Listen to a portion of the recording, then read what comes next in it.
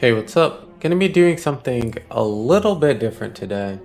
There was a post on Reddit where someone had like 3 accuracies but no shiv cards.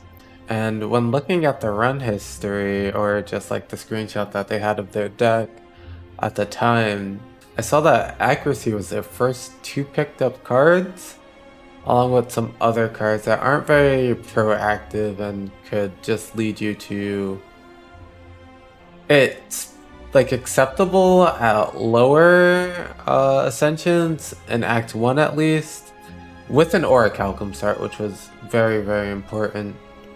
It's probably a little bit, I mean, you can survive it. I mean, apparently they did. But I was just so confused how, just like with everything like that you know about playing Slay the Spire, just like picking up dead cards, I was like, wait, how did they get 5 relics? How is this even possible? Their first 3 card picks were basically dead and useless. So I was really curious. I played the run for the 10 floors, and I did start to record at that time, but I figured this is an opportunity to just have a fully educational video. I also was reading another comment about there not being like great tutorials or things like that for the game, and the game doesn't do it in a great way, so I figured I can try and attempt to do that while making this video. Playing through this run, maybe help that person or other people who try and force things like accuracy, whereas it may not be that big of a problem in Act 1, and Act 1 was survived with trying to force these dead cards and hoping for that perfect synergy.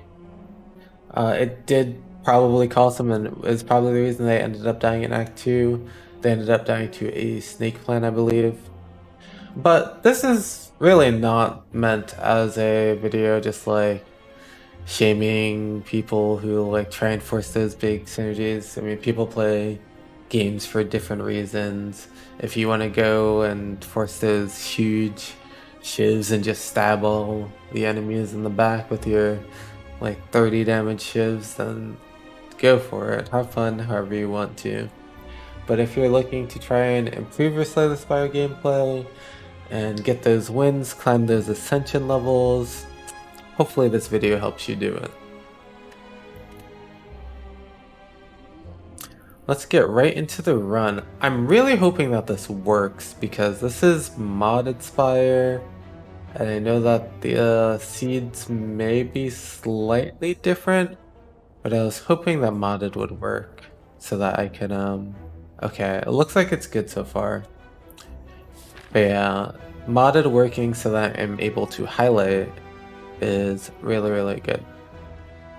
So the path that the person took from the thread that I mentioned went this way. And they went for maximum elites, which is very respectable, and they got it done while trying to force some not so optimal things, so super respect that. Was confused because I played too much A20 and didn't realize just like how much easier the game can be at these lower ascension levels and less punishing. But yeah, this is not the path I chose to go with. I chose to go with this path. Alrighty, so we loaded in, we got the map. One thing that is not super clear when you first start playing the game is that you can tell what the first boss is when you enter. It's on the map. There's 3 different images. There's one for the Hexaghost, one for the Guardian, and one for Slime Boss. Hexaghost at lower ascension levels may be a little bit easier.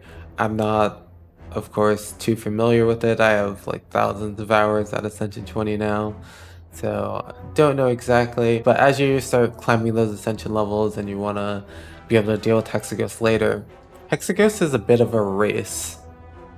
Hexaghost on turn 2 will deal a 6-hit multi-attack, and that multi-attack goes up by 1 for every 12 HP you have. So it's based off like a percentage of your HP, sort of. And for basically for every 12 HP you have, Hexaghost will deal 6 more damage with the 6 damage base. That's 1 times 6, and say you're at 24 HP, Hexaghost will attack for 18 HP, for 18 damage, 3 times 6, on turn 2 at the higher ascension levels, of course. I'm not exactly sure the differences at the lower ascension levels. But yeah, Hexaghost. Also, there's 3 key parts of the Hexaghost fight. Number 1 is having enough damage.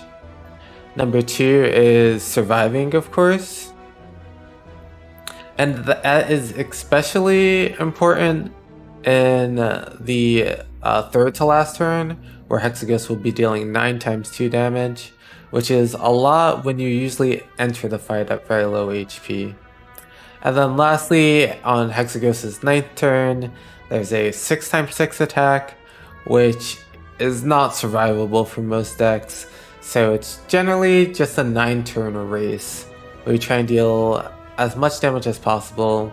On higher ascension levels, you have to average around 30 damage a turn by the time you get to Hexa to be able to get that damage in and defeat the Hexaghost before the 6 times 6 attack. But we're getting a little bit ahead of ourselves. We have 15 whole floors to prepare for the Hexaghost. So what's the best way to get stronger in the Spire? That would be the elites, of course. Highlight those. When you're playing Slay the Spire at a higher level, your goal is to fight as many elites as you can without dying. I know there is a bit of a tendency when you're new to the game, these elites are more difficult combats, so you might want to try and avoid them, but they do give you the best rewards in the game. They give you relics, which make you very powerful. We got a relic here from Niao, or a Calcum. If we end our turn without block, we gain 6 block. So that just lets you put more energy into attacks, and then you get some passive block, which is very good against Hexaghost as well, because Hexaghost has 2 turns where it just attacks for 6, so it kind of gives you 2 free turns. As well as there's a turn attacks for 9, so you don't really have to block that one either. And there's a 6 times 2, which you don't...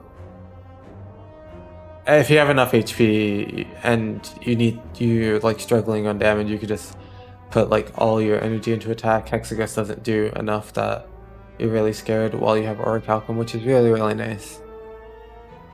So there's these elites, they're powerful combats, big rewards, but they are scary. So what do we do to prepare for elites? Well, we take these normal fights, these enemies, and through those we get card awards, we get potential potions, and all that kind of stuff. So card awards, potions, cool. There's these other floors though, these question mark floors. I have this mod installed, which does have a list of all the events and things you can do. Something that's not told to you directly in the game is how these question mark rooms work. Well, I didn't know for a very long time, but basically there is 85% dedicated towards just events and shrines at the beginning, with the events being 75% of that, and then the shrine being 25% of that. The shrines are these type of events. Your bonfire spirits, where you give a card and they either heal you or just remove it. There's like the forge, where you can take pain and get the relic, which upgrades a card each turn. Those type of things. But then these are the events where you get them every time in the act. Well, you see them like very commonly in the act, and it's like act specific for the most part. And then there's a 10% for a fight, which is very important knowledge to know when you're deciding on choosing, like, say, the Niao's Lament bonus at the start of a run, where for your first 3 combats, enemies start with 1 HP. You usually want to use that to try and snipe an elite, get those big rewards without much risk. So when you're trying to pass through question marks to get there, a good rule is if it's 3 question marks, there is a 50% chance for you to get a fight. So depending on like where you are, whether you want to just like go for it and get that high roll. If you don't and succeed, then it kind of sucks and maybe you lose that run. If you don't want to be like trying to like restart runs with Lament and hoping for that perfect roll, maybe try and avoid it when there's 50% and try and get the 70-30s where it's only 2 question marks. Try and get those 70-30 nail element snipes and avoid the 50-50 or worse nail elements. Let's go through some of the events. There's Big Fish, which will heal you for 1/3 of your max HP, give you 5 max HP, or you get a relic for a curse. Can be kind of good if you have like a shop. It's like a way to buy a relic without spending as much or having as much money, especially when you don't start with enough to buy a relic, and you usually don't without getting a gold event. There's Golden Idol, which will increase your gold gained throughout the run by a percentage from fights. And this, you usually just lose some max HP. This is a pretty break even. It doesn't make you stronger now, it makes you stronger later. And there's an event that lets you transform, remove, or upgrade a card. And just, there's a couple of events, but a big thing when going to events is that the Living Wall and Big Fish, if you need the heal, are very strong events, but a lot of these events cause you to lose a bunch of life. Or like there's a Serpent event which gives you gold and a curse that weaks you, but if you don't have an opportunity to spend the gold right away, then it's just making you weaker. So generally you try and path in a way by taking all these elites that uses your health pool.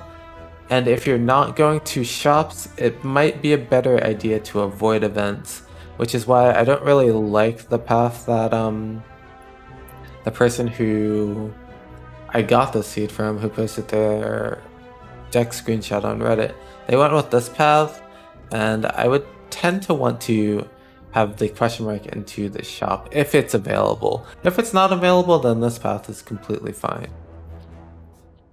Then there's the shops. We can get into that in a little bit, because if I go straight into it, this game will crash due to the mod. But another really important thing to do before we actually get started into this run is talk about the enemies. There's actually 2 different pools of enemies. There's easy pool enemies and there's hard pool enemies. The easy pool enemies are in your first 3 fights. First 3 non-elite, non-event combats. So if we go to these 3, then it can only be from a group of 4 enemies: the cultist, the jawworm, the 2 louse, and the 2 slimes.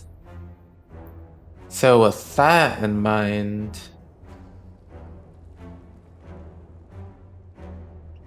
and then after that, there's the harder pool of enemies, which can actually be very, very dangerous. There's the group with the gremlins, the 4 gremlins, where you can have a gremlin wizard and like a shield gremlin and a fat gremlin, and then maybe you're not able to kill the gremlin wizard and then it's attacking you for 35, and you're using potions or you're taking damage and you're in danger, and yeah, it's scary. And there's also like jawworm plus a green slime, where the jawworm's like buffing up and blocking, and then the green slime's weakening you and slowing you down. Or it could be weak slime with cultists, where you have to deal with the slime that has 30 HP and you're weak, and then you have to deal with a cultist that has 50 plus HP that's already buffed a little bit. Hard pulls can be very dangerous, but sometimes it's worth it for that increased chance at getting a potion.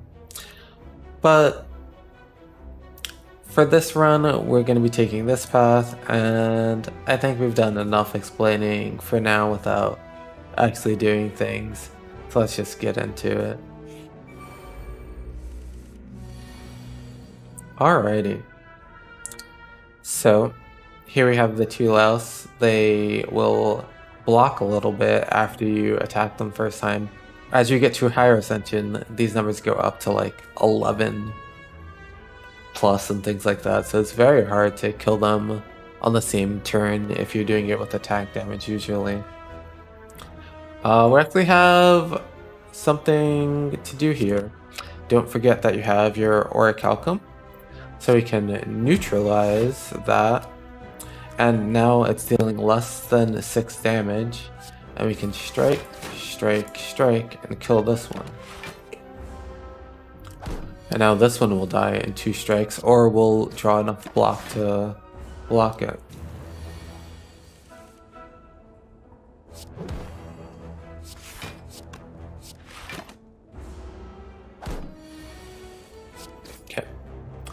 That one is dealt with. Then we're offered Poison Stab, Sucker Punch, and Accuracy. I am not someone that likes to go for those like super specific, oh this build is really cool, so I won't be taking this Accuracy without any synergy on it. You want to be getting stronger to fight these elites. It may not matter as much at this ascension level, but it definitely matters as you get to higher ascension levels. So we have the choice between Sucker Punch and Poison Stab. Sucker Punch is actually pretty nice because it does help with your Orichalcum. It's a way of reducing the enemy's incoming damage without messing with the Orichalcum, so they do synergize well together. And then there's Poison Stab. Poison for Silent is actually very, very good when you're fighting the Hexaghost. Comes back to that thing where you're trying to get to a point where you're averaging 30 damage. And the Poison Stab and Poison in general is a pretty good way to help supplement that. So we're gonna go, and it's just very good against Gremlin, which is one of your harder elites. Elite where you have to try and get damage in at higher ascension. You're trying to get damage in like 3 turns, preferably. So yeah, definitely go with that Poison Stab. Here, there's the cultist enemy who will gain strength every turn. So it goes up to 6, and we don't have the block. We have the Orichalcum still, but you kind of just kill him. He just goes up. He's going up by 4 strength every turn. It'll be a little bit more at higher ascensions, but pretty simple to just kill him. And now we have Poison Stab, Accuracy, and Piercing Wail. Piercing Wail is also another thing that does synergize with Orichalcum, but we're still trying to get our damage down, and we have another poison card which does synergize a bit more with the Poison Stab we already have. I did realize that we didn't even go through Poison, but Poison will just is a debuff that will apply to enemies and will deal that amount of damage at the end of your turn, and then it'll decrease by 1. So Poison Stab right now, just use it, it's 9 damage, and then on the next turn it'll be 2 more damage and then 1 more damage. But this does stack, so say we play 2 Poison Stabs, then it's 6, 5, 4, 3, 2, 1 instead of the 6 damage, it's a little bit more, so it just kind of synergizes together. And you're not getting the double tick down, you're just getting a single tick down. Now we have the green slime and the gray slime, a pretty somewhat advanced tactic that is very easy to miss. It's like, oh, this one's very targetable and easy to kill, but this one will usually deal 10 damage on higher ascensions. I'm not sure here, but this is already blocked with the Orichalcum, and we have full damage that we can put into this. So how much damage is that? 6, 12, 21, 24, 26. So you'd be able to kill this with a single strike. And this thing, while alone, can never deal damage to us with this. So we should be putting all our damage into this one instead, since this one is just not a threat. Doesn't end up attacking, so it doesn't really matter, but if it were attacking, it could have been a thing where you're frail and not able to block enough. With the 2 poison stabs already, you do kind of start to get to a point where maybe you don't want more attack commons. But we are going to 3 elites, and one of them is the super elite, which gets an added buff. So it's pretty important to have enough damage, especially for the Gremlin Knob. Gremlin Knob can be very scary if you aren't drawing enough attacks. So we also have the Orichalcum. There's also the Sentries, which add a bunch of days to your deck. So this helps you spend your energy as well. So yeah, I think it's fine to go with the Quick Slash still here. The others just don't really do anything. We have a store in our next floor, so we can take this 100 gold, 175 gold. We get a curse, we can pay 75 gold to remove that curse. Then we're just plus 100 gold, which helps us in the shop. I can also go through the shop now. There's a little bit of a bug with the mod that will cause a crash if you look at this before you get into, before you pick your now reward basically. But your goal when entering a shop is to be able to afford either a common or a shop relic usually. That way you get that like benefit like long term throughout the run. It's like innate, you don't have to worry about like drawing it, it's just you have that benefit right away. So you want to get between 143 and 158 gold here at this lower ascension, but at higher ascensions you do need a little bit more money. And then there's just different breakpoints for uncommon, rare relics, different card breakpoints. Sometimes you're gonna be able to buy rare cards. It's like in that same area, so like at higher ascensions, like the 165 to like 170 range is good. I believe it starts at 157.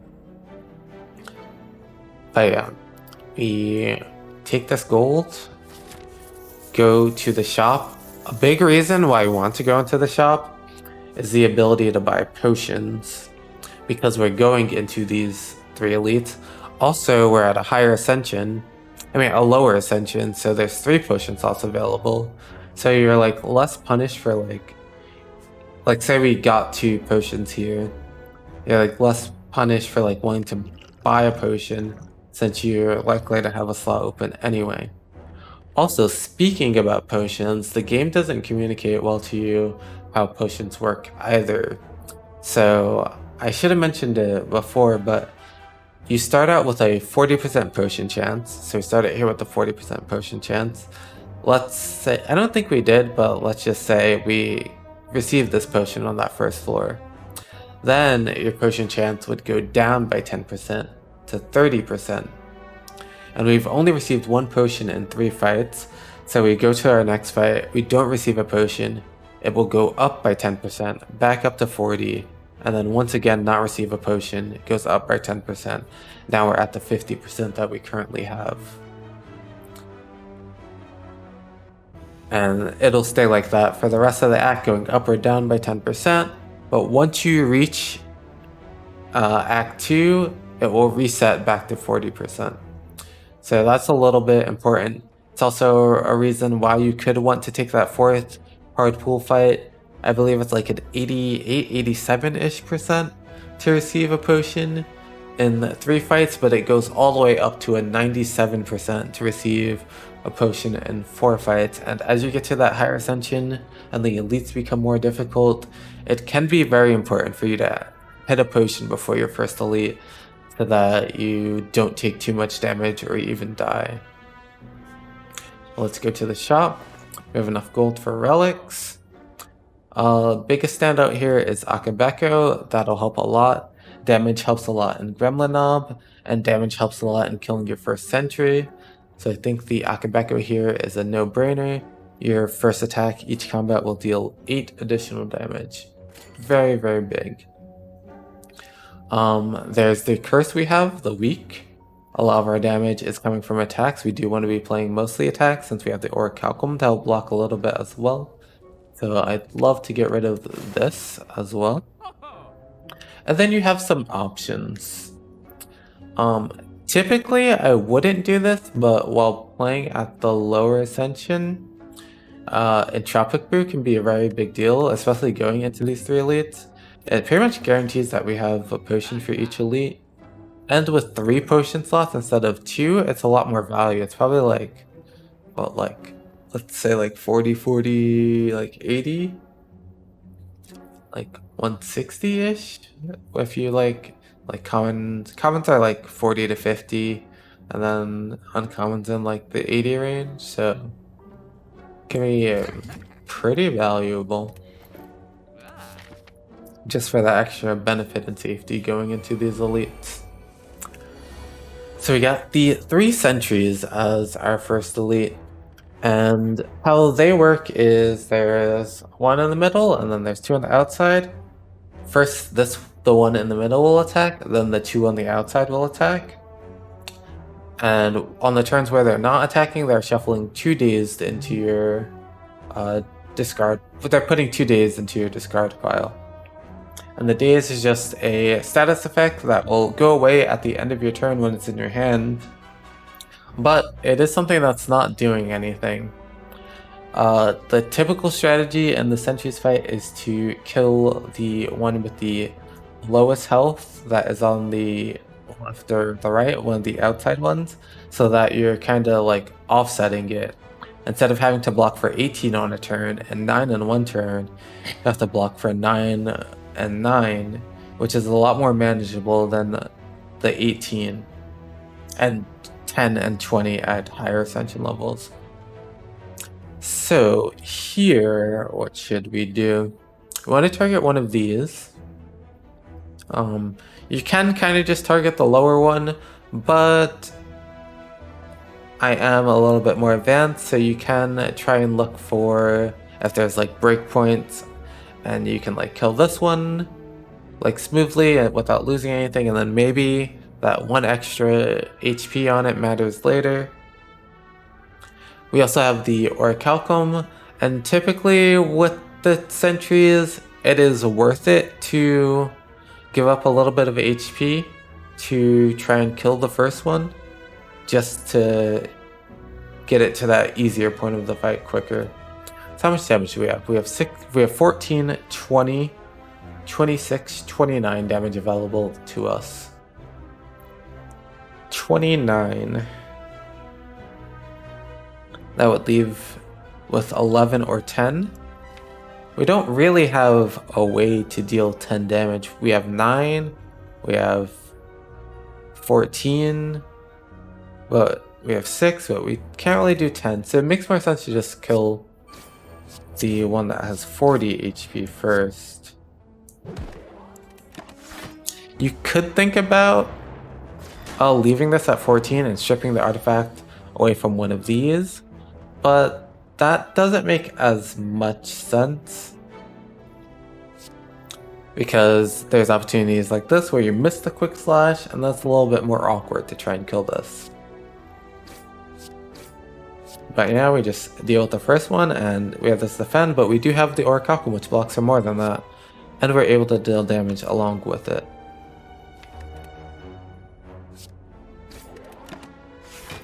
You can try and like count and prepare and pick out the perfect sentry to kill here, but yeah, I'm okay.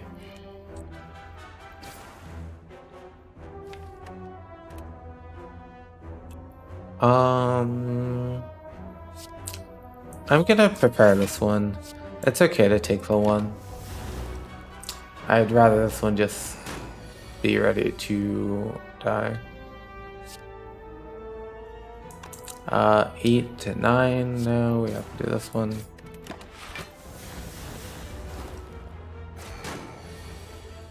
Take 3, it's okay. Pretty healthy still. Chillin'. No reason to take the 3 at this point though. And the sentries shuffle a lot less days into your deck at this. level, so your drop pile is a lot less cluttered. Terror is amazing. It applies 99 vulnerable, which causes your attacks to deal 50% more damage. That is a ton more damage.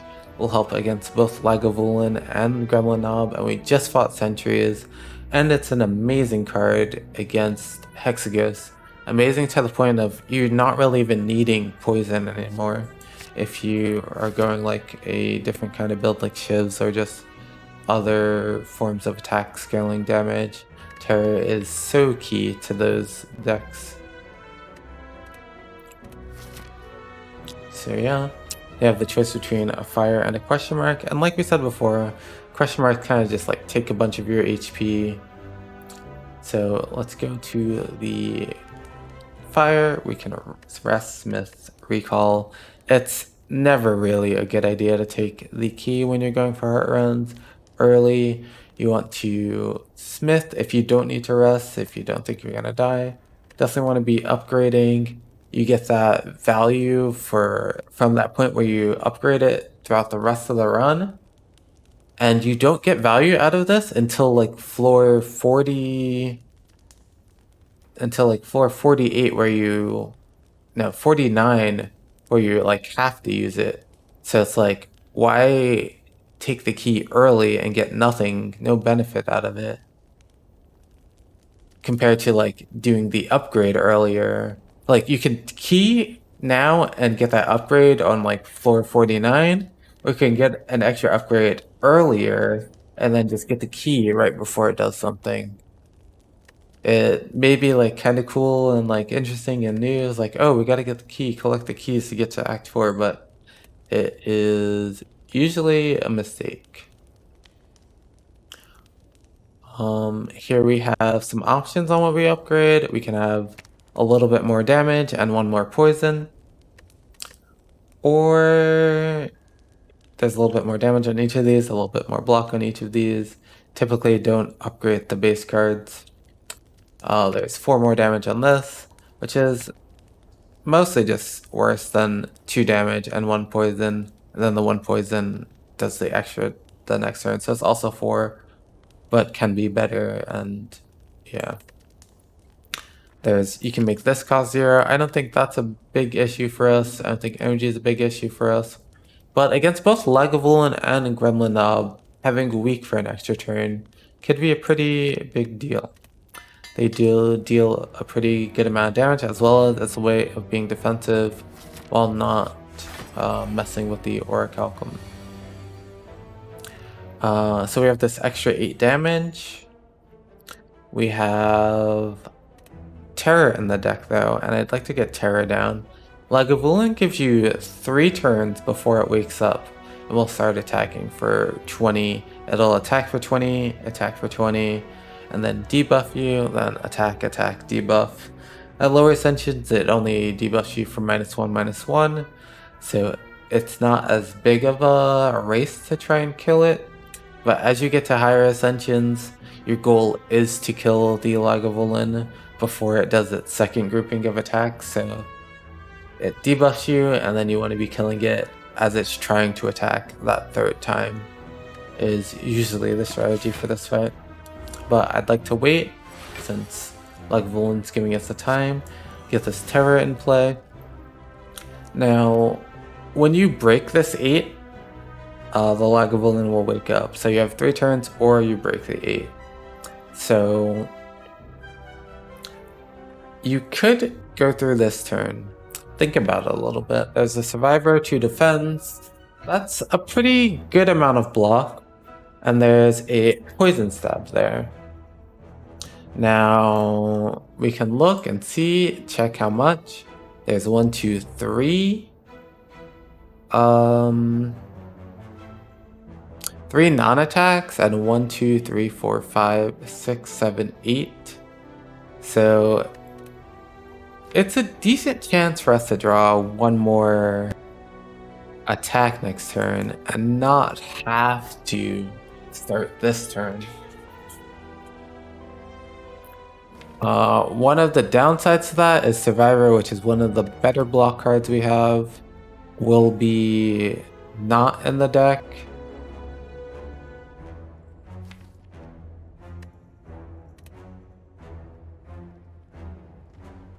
But the best you're getting, and the like payoff to that is that neutralizes closer. That's the main payoff. You're closer to neutralize, but you're farther from survivor. Well, you just won't see survivor most likely while Lagavulin's attacking. So this is actually a legit choice. I think it probably is correct to start now.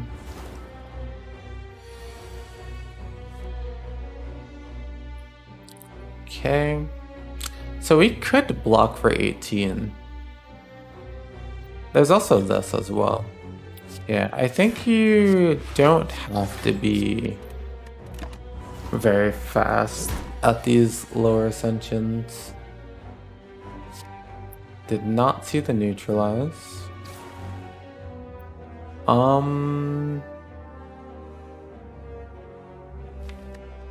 That's a pretty good turn coming up.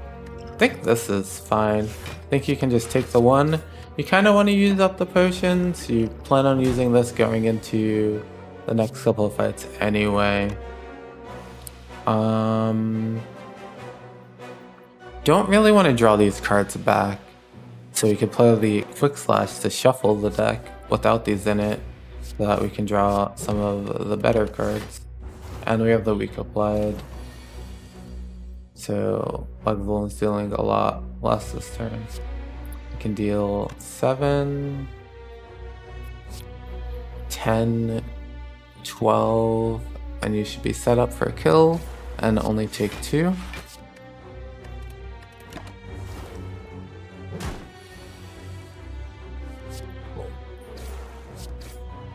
Maybe even could have not taken that 2 as well. Got another potion, while at 60, so it's back down to 50. Have the choice between Masterful Stab and Slice and Doppelganger. Doppelganger is pretty passive, usually not a great card. It is a rare card, it's like shiny and stuff, but it's really not that great of a card, so I mostly look at the Masterful Stab and Slice here. Masterful Stab is pretty decent. We have extra damage from Vulnerable. It's a 0 cost. You draw 2 extra cards early. It's good damage against Snob and good damage against Sentries. And we have a Super Elite coming up, which have a buff attached to them. So I think that is pretty good. Go here. This is a Kunai. The Masterful Stab also helps with that. It does mean that the Orichalcum will be falling off sooner or later, but I mean, you expect that anyway. There's a Gremlin Knob here. At higher ascensions, usually you're trying to kill Gremlin Knob within 3 turns. Gremlin Knob is... At lower ascensions, I think his attack order is random, which is actually a little bit worse for you. It's maybe... Gremlin Knob's probably harder at lower ascensions than at higher ascensions, potentially, because Gremlin Knob has like the option to do its bigger attack earlier and then its smaller vuln attack afterwards. So like for the runs where you can kill it in 3, it's dealing a bit more damage to you. But for the runs where you're killing in 4, it's dealing less. But your goal is to kill him as fast as possible because he will get more strength as you play skills. Okay, we do that. And we have 8, 14, 20, 24 damage.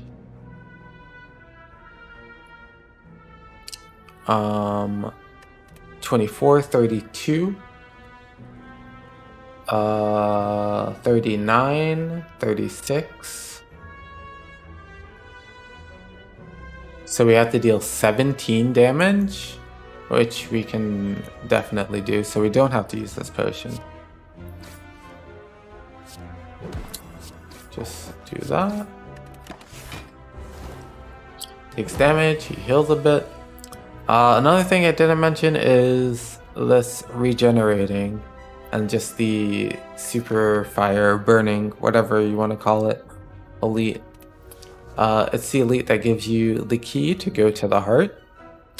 It will have a certain modifier, whether it be regeneration, metallicize, extra max HP, or strength, and that will scale up with each act. So the like regen or strength or whatever will be a little bit more in Act 2 than it is in Act 1, and more in Act 3 than both of those. But yeah, we get through that. We have the kunai, have the shuriken. Cool, it gives us a direction. Now there's well-laid plans, predator, prepared. Predator, you don't have much energy for. It does let you put more energy into attacks though. But I think we are okay for Hexaghost with shuriken, the double poison stab, and terror. So that's not super necessary. Prepared is -1 card. You see a card that you would have seen anyway by not having the prepared in your hand, and you just discard a card. So you're playing with 4 cards instead of playing with 5, and you see the same amount of cards. Prepared, when unupgraded, is very bad card. So there's this well-laid plans. How good is it? It's not super exciting now, but at the same time, there's not something that we have to aim for right away. It's just hard pulls left. We got through all of the elites. We have Akabeko. We are strong. You can take the well-laid plans as an investment in your future. I think it's a pretty whatever choice at this moment. I don't think it's very strong, but I could see taking it. I don't know, I'm pretty on the fence. It's not very proactive going into Act 2. The beginning of it, it's kind of whatever. Yeah, I think I actually would just skip. Okay. Can deal the 12 here. Oh, this is just a kill actually. You can deal the damage there, and then you have Orichalcum. Take the Piercing Will. It goes along with the Orichalcum, and is very good once you get into Act 2. And it's also pretty decent against Hexaghost. That could have been a reason to take the well-laid plans. You like see a Piercing Will, and if you're not good by turn 9, you can have the Piercing Weld. That's one reason. Blue Slaver. Hiya, hiya. No neutralize. I don't really see much of a reason to take damage, so I guess I just deal with it there. And then it dies. Cool.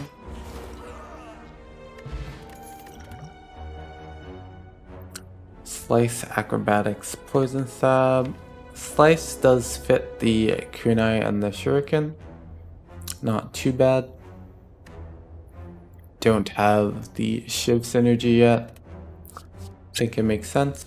Don't really want another Poison Stab. We are kind of like out of that. It's just us like some early damage. It could have been our Hexa solution, but with the shuriken and things like that, we can be more okay. I don't even think an upgrade here is very strong. This is like +4 for 0. This is +3 for 0, but like not as conditional. But not really the reason you want this card. I don't think any of these upgrades are very good. You can do Terror and make it 0 cost. There is a forced upgrade here though. I mean, Terror 0 cost is not too bad. And then like, maybe we see something to upgrade in the last one? Sure. Yeah, Terror for 0 is not the worst, I guess. This actually might be wrong. Because, like, you don't have any shift cards yet, so maybe you just want to see the extra card award. 25, 31, so I can just one-shot this. And I think I will. Just one-shot that, get it out the way. We're fighting a cultist that started with a buff. I misclicked.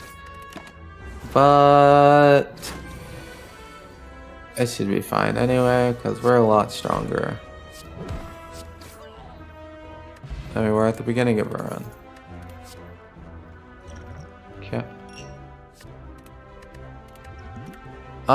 You could take either Acrobatics or Doppelganger or Quick Slash here. I actually think that the Doppelganger might not actually be too bad. You can take Doppelganger and upgrade it.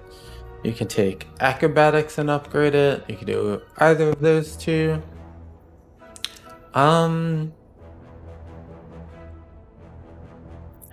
mean, Acrobatics is like 0 energy, draw 1, and gain an energy next turn, but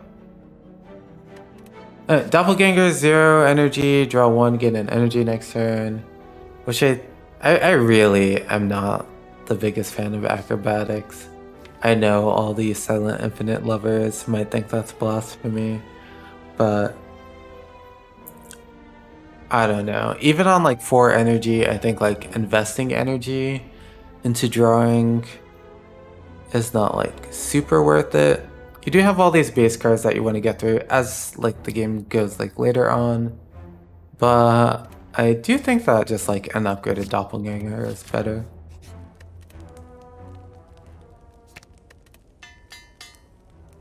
I'd go with that. We're at the Hexa. Want to play our 3 attacks. Cool. Hexa's dealing tons of damage here. Player neutralized, reduces damage. We're also at, like, one of the things you want to try and do while against Hexa is like play as close to like the 11 range as possible.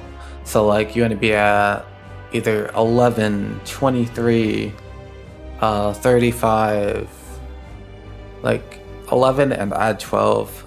Just like be 12 minus 1 for each like grouping as far as what HP you want to try and be in when going into the Hexa fight. Sometimes if you're like say at 61, it might be beneficial for you to take 2 damage on purpose to be at 59 going into the Hexaghost fight.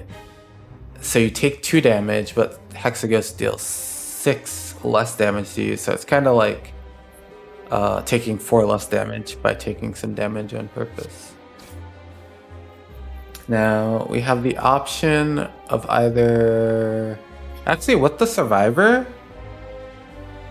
I think this makes just a ton more sense than Doppelganger here. Because we're blocking for 9 more than we would with just Orichalco. But we're not really able to play the Doppelganger this turn. Because like Survivor would make you discard it if you want to block for the 15. So I think you should just go with the full Doppelganger and they'll let the Orichalcum do the blocking for you. I did forget that Masterful Stab gets kinda ruined by this. Masterful Stab, not a huge fan of this play, but it's okay. Also, I probably could have played Masterful Stab that turn. instead of something else. Don't think it's a big deal to try and hold this. I think we should be okay.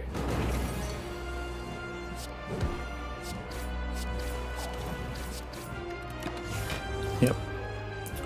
Going very quickly. Should kill before the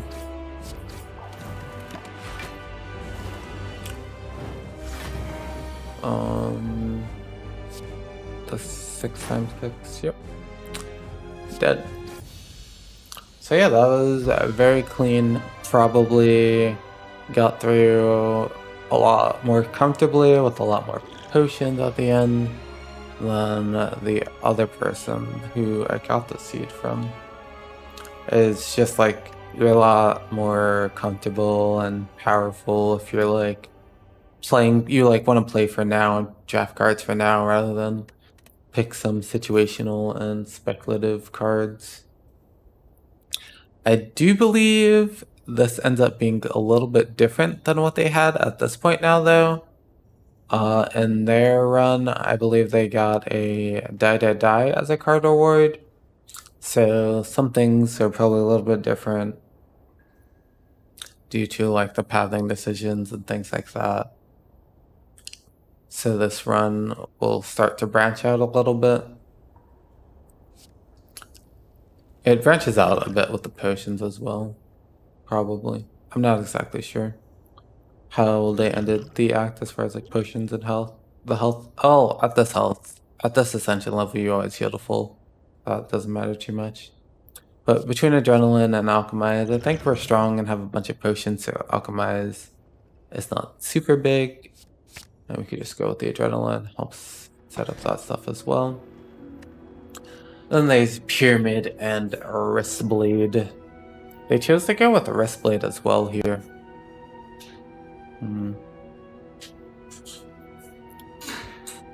Wristblade is a pretty powerful relic that does get a bit overlooked. It also may have to do with them choosing to go with the well-laid plans as well from before. But I do think that when you have Shuriken, it's not as important to like go with things like the Wristblade.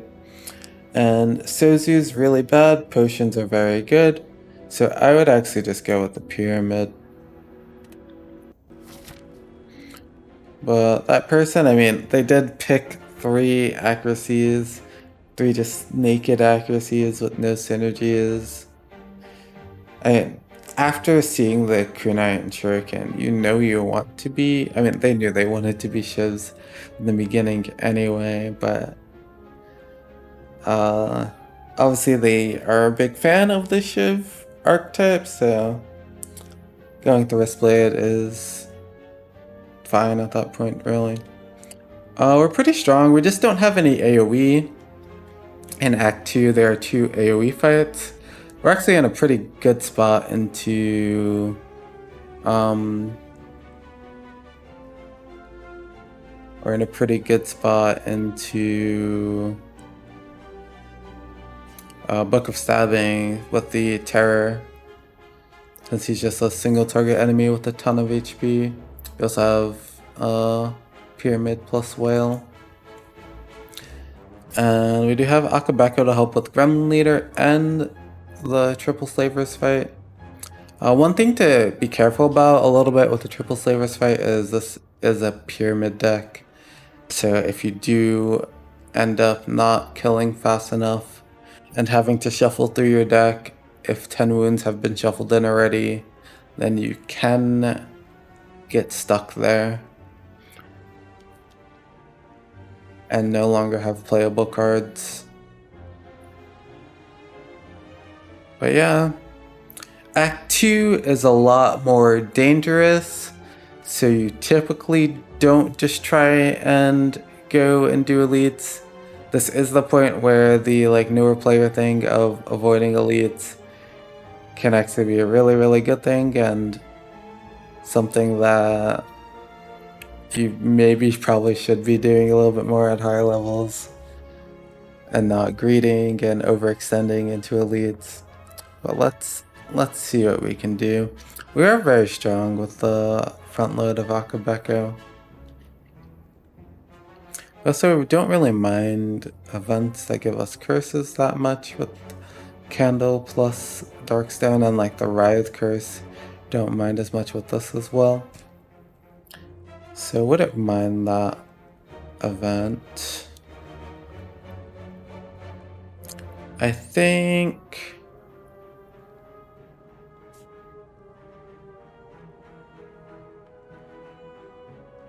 something like seeing the store and then maybe trying to do the 3 elites is a good idea. Also, again, the boss is shown at the end of each map, so you can just scroll up, see what boss you're fighting. This is the Automaton, which the main things for this fight is that it starts with 3 artifact. It has 2 sentries that will steal your rarest card. So they would be trying to steal our Adrenaline or Doppelganger. If we drew them already, then we go to uncommons. So the 3 artifact is a little bit of a problem for us with the terror being such a big part of what we're doing. But there is the Poison Stab and Neutralize to help deal with the artifact. Anyway. Yeah, Act 2 is a lot more like play it by ear and not super focus on like getting full max value, but we are strong. So I will start off with this being the route I plan to do. Definitely want to hit up the store before you go to a bunch of elites as well. And just Act 2 fights can be pretty difficult in general. Do some damage, we proc our kunai and our shuriken. Can maybe dump one of these. Just as like a hand issue thing. Since you only have 3 energy, it can be harder to like clear your hand to be able to spend your energy. But now it's okay, let's do that and that. Cool. That's good. Done with the artifact, which means we can use this on the other attack. Also got our proc here. We can use both of these. We can use this then afterward.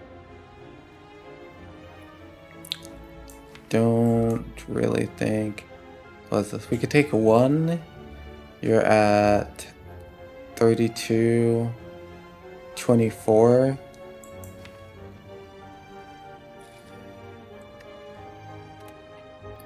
Taking 1 does end in a kill next turn most of the time. Do you not? Oh no, that was a different attack, yeah. But basically this enemy deals like 11 times 2 on the next turn, so that's something to prepare for. A lot of like learning Spire is like the knowledge of knowing what enemies do. Very important. It only fails you once at the start, and then it'll start gaining a bit more block on these 11 attacks. So it can be a reason to like take the 1 and just, for the most part, guarantee the fight ends when you draw 2 of these.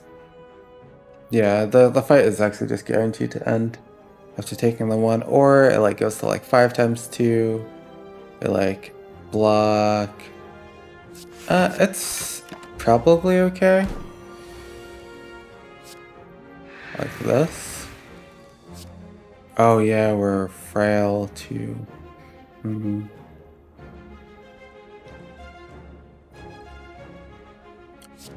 Maybe. No, it's fine. I did forget about the frail for a second. I was like, oh, I could just block for 2 energy and then we're okay, blah blah blah. Piercing Wail is just amazing. It is very good against Book of Stabbing. Slavers is a 3 enemy fight. Gremlin Leader is a multiple enemy fight, and Gremlin Leader does the multi-attack itself. Piercing Wells are just very nice. There's this fight.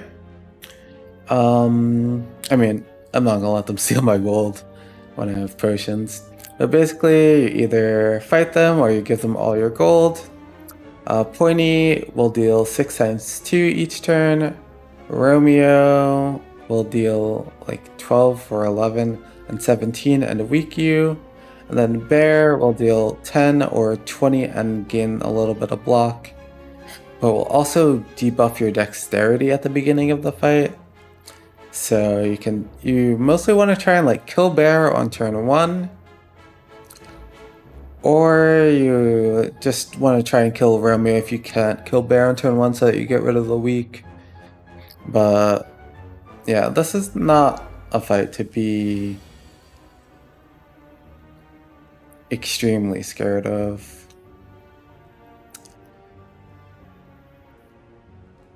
Although it has ruined some runs of mine.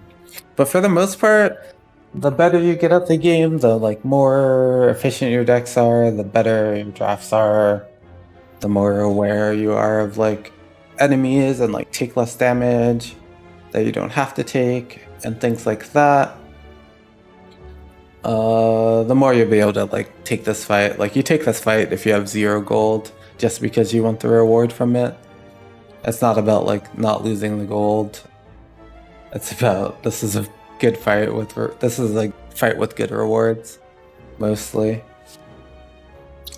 And this will probably be like very divergent from the person's run that I got the seed from, since they did take 1 extra event in Act 1, so things will start to be very, very different. 16, 22, 28, 32 is our potential damage. We do have piercing wails and stuff. Actually, it's a bit more damage than that as well. 16, 22, 28.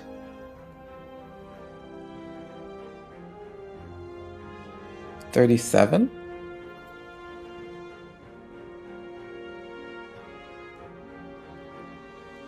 Yeah, so we can kill him, just take the 6. That makes sense to me. Using a potion to get this kill in makes sense.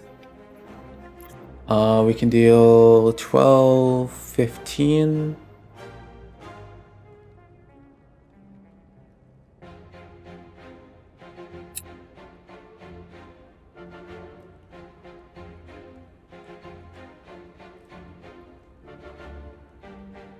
Yeah, we can get this back instead. And then we can use the neutralize and take a little bit less damage. Do that. Alrighty. So this is 12, this is 8. Maybe we can kill this? Was this 19? 29? Can definitely kill it.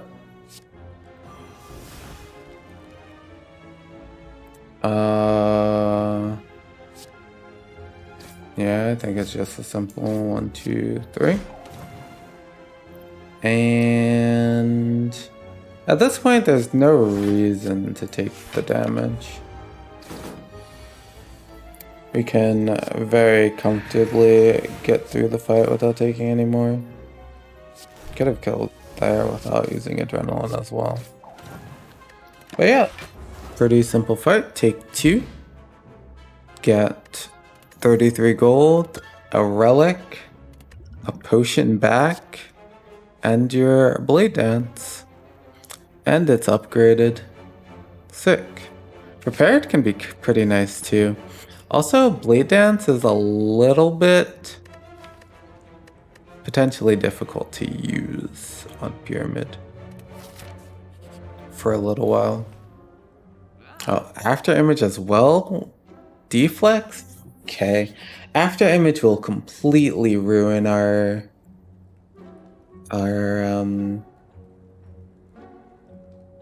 calcum is one thing though. There's actually a lot of cool stuff here. Let's highlight some of it. That lantern's a pretty nice pickup. It's just 1 extra energy at the start of each fight. We are still on 3 energy, so that is quite a bit appealing. Even something like concentrate's not too bad. It is a bit much at its current spot though. Like, it kinda would need an upgrade.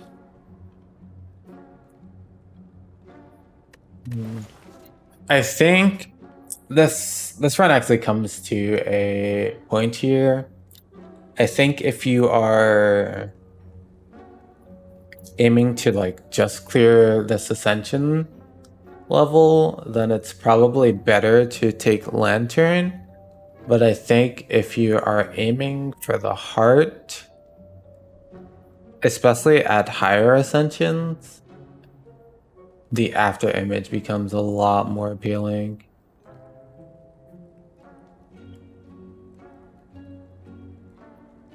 So it's basically a decision of like, do you want to like over prepare for this run, even though it's at like a lower ascension level, and just try and play it like as optimally as we can while still explaining things and concepts for you guys? Or do I want to just like take the simple things that will work at this lower ascension?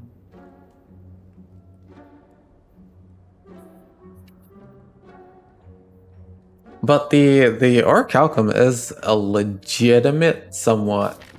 It's not legitimate for much longer though, is the thing. Could do something like this to help. It helps clear out hand space if you... Yeah, it helps clear out hand space. It helps with doppelganger a bit as well. It does like spend 4 cards in your hand though, so that you have like 6 to work with, but you kind of are playing around 10, so it's not too bad, honestly. It's okay.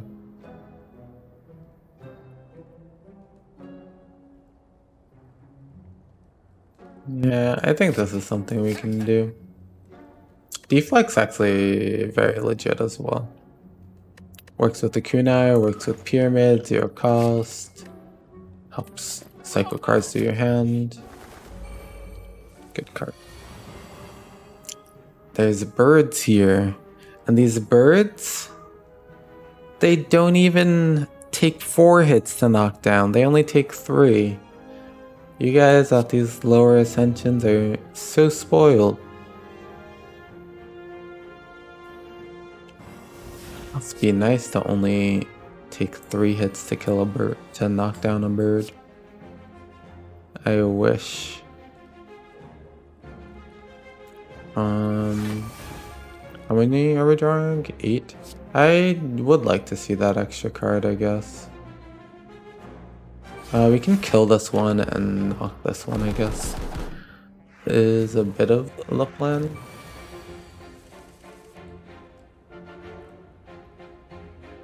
Oh, wow, you guys are very angry birds.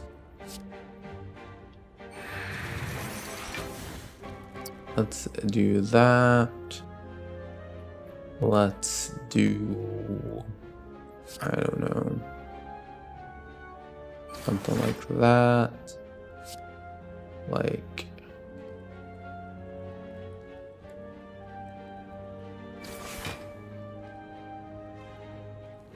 that.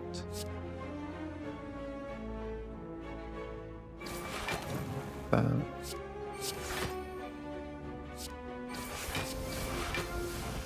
That's knocked and dealt with. And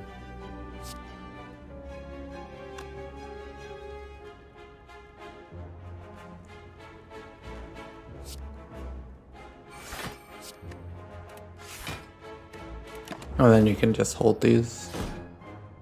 And then this will die.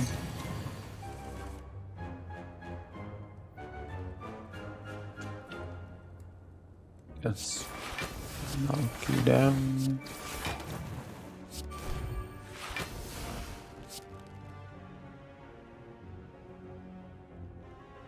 This one's gonna try and get back up sooner.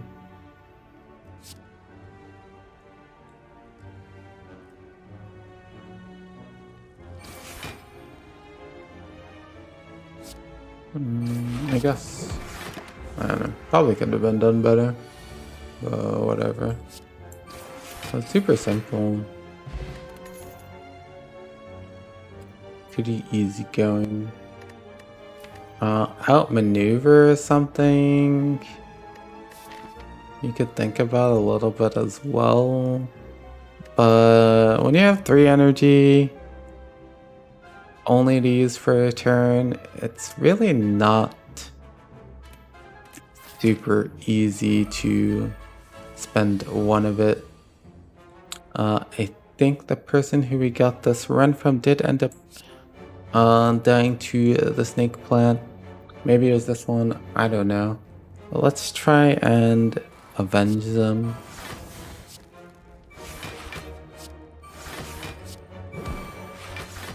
Oh, you're weak already. And hold this for kunai, shuriken stuff.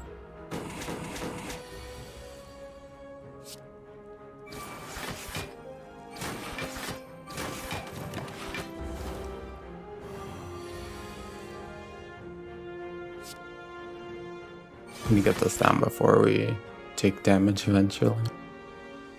I assume this is fine.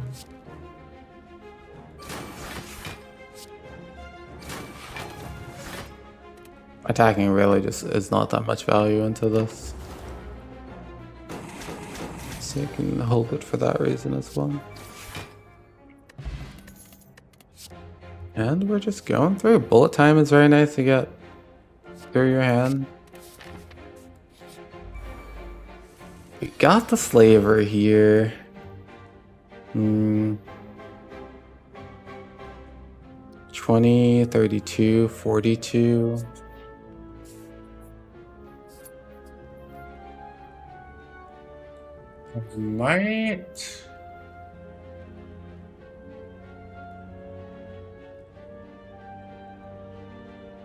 I might even just be willing to blow everything here. We don't have any like passive damage. All the damage we're doing is like through playing cards. So if it ever did get to that point where we're shuffling through, it could be a bit dangerous. And we're also being weak right away. So I honestly would be willing to just use everything here. We're very strong, so it's not super required as we go later. So there's 25, 36, 47 that we have here. This is okay.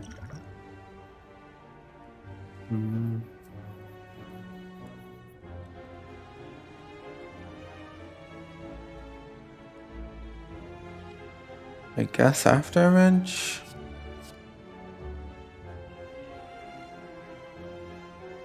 It could also be accuracy.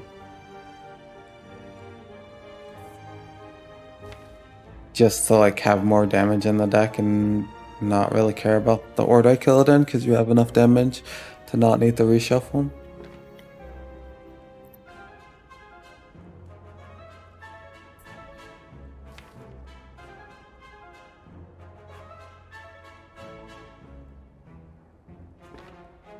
That seems okay actually. Or you like need to redraw less cards. 25, 36, 47.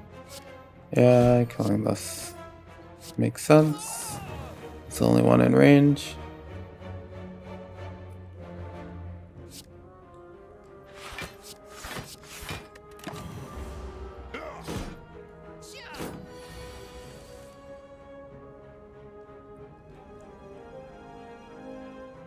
You shuffling.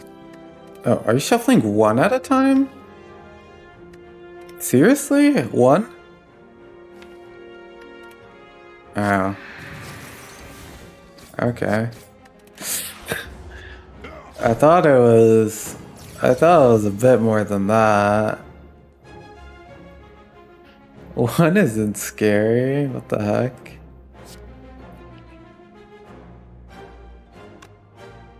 10, 20.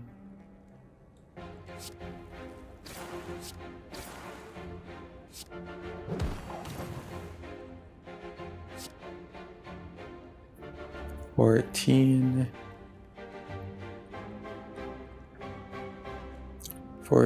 19, not enough. So just do this. Also, the Vuln is like one less turn. Okay, I am clearly not very familiar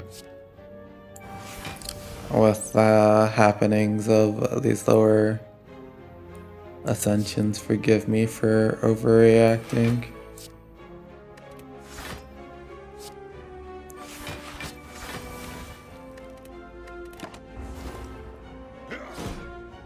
I'm just blowing all the potions.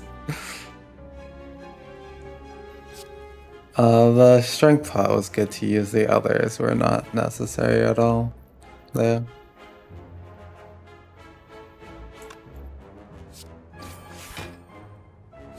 Oh no, the wounds are gonna get me. Not the wounds, anything but the wounds.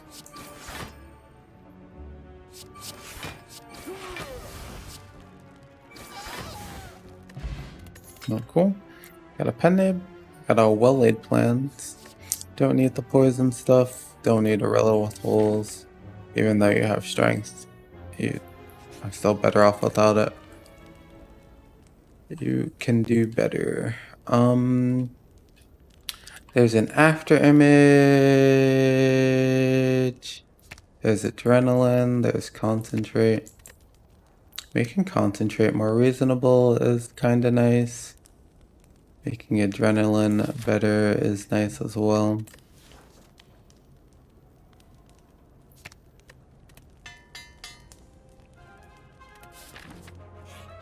But concentrate kinda goes away. I do have all my strikes, but I am also at full HP.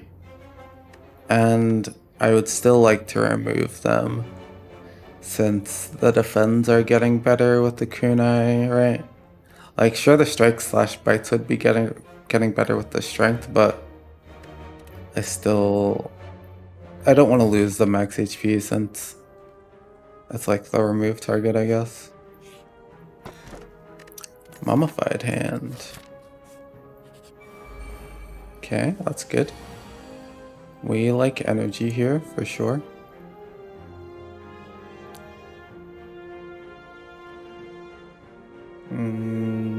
Play the hand.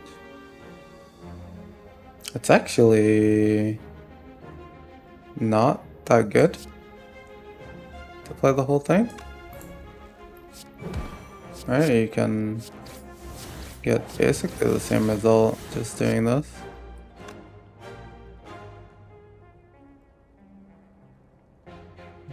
Which one do I want? Yeah, this is okay. Yeah, probably just take the 2 as well. No reason to block.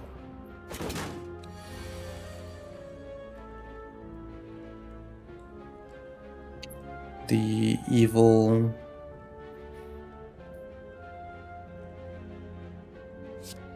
wounds might get us again though. Yeah. Wasn't paying attention there. Probably fine though.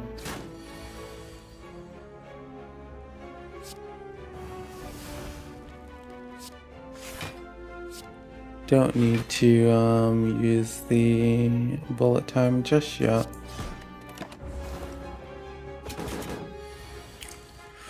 Still in a fine position. And a fine position here still. Do not need to.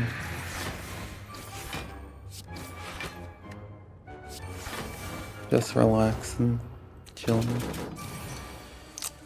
Slamming some cards. Very easy. Very easy going. Even more potion slots. Nice. We have the 2 piercing wells. So we're okay to take another blade dance. Have enough space for this? Yeah, cool. I don't know. 4th one gets doubled though. And 5th one gets doubled. So keep that in mind maybe.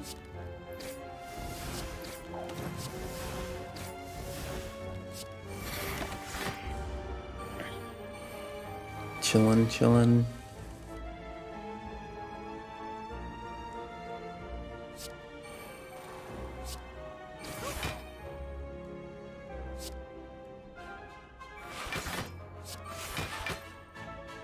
Just dump from the hand. Want some space to draw damage. Seems like a fine time to use this. So I'm able to actually get some damage down.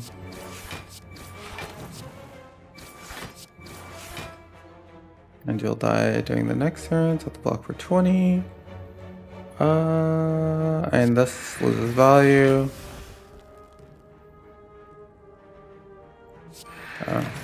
It's like losing its value after this turn. Won't be multiple enemies anymore and stuff like that. And it's worse than defend, so just getting it out the way there seemed fine.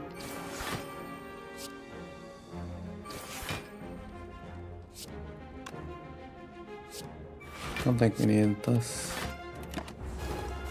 at the moment.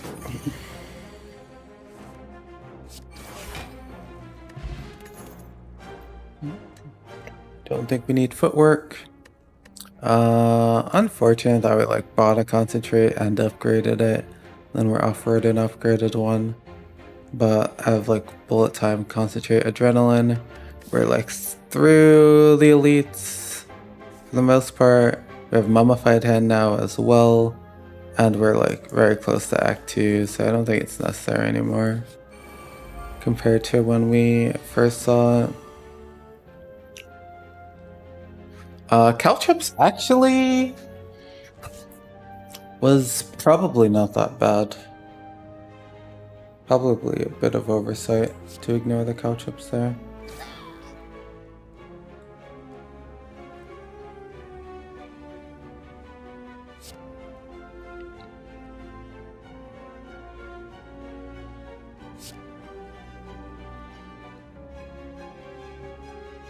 Probably wrong that as well. Yeah, that was wrong.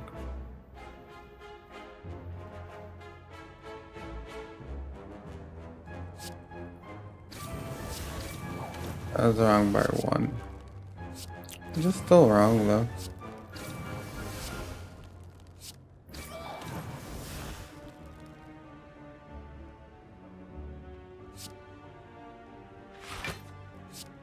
Yeah, I'd rather have the bullet time.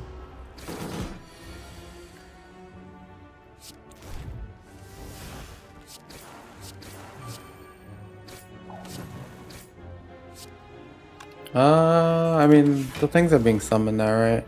You could get the proc, but maybe you need the damage.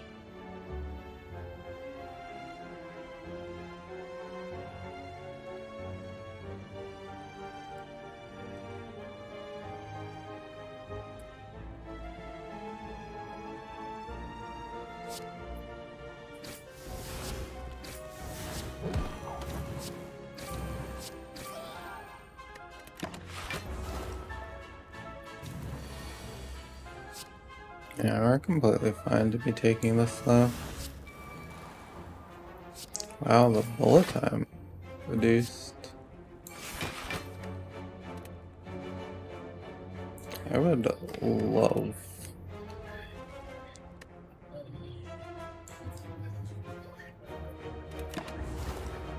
I mean, the concentrate's looking nicer now.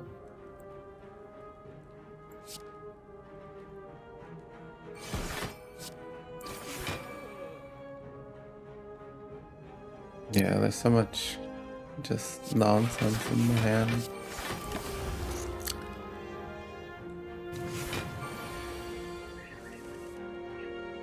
There's like very little threat following it, but I do want less stuff in the hand. Let's try and get this number up a little bit.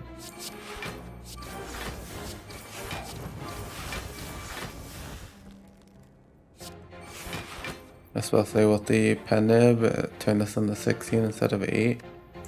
Is what I'm kind of trying to do.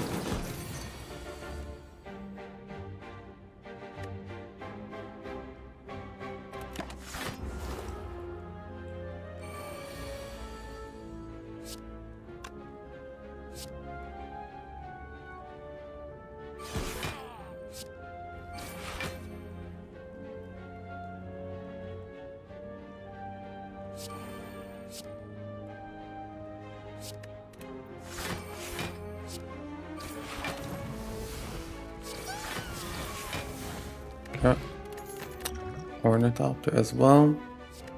And yeah, we don't have enough weak to want to heal hook, right? Nope. Only the one neutralize plus. But yeah, at this point it's kind of just whatever. But yeah, back to that Caltrops from a little before. That Caltrops was kind of reasonable with the mummified hand if you're going for hurt runs.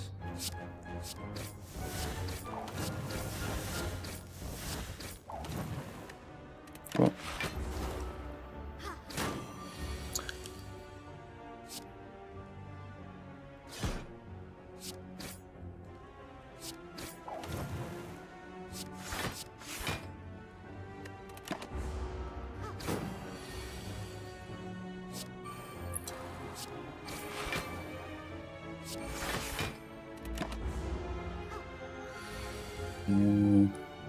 I mean, I should care because it's like a boss next, but I kind of don't. But I guess I could try a little bit to care.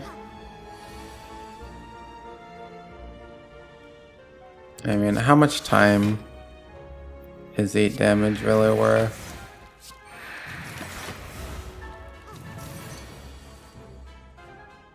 Is a question you have to ask yourself in situations like these.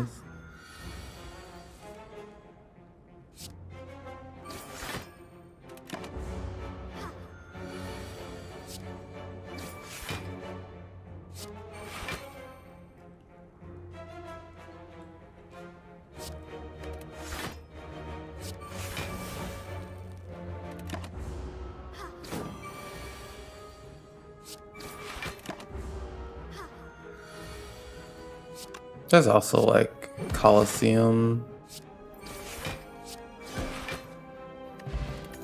Whatever.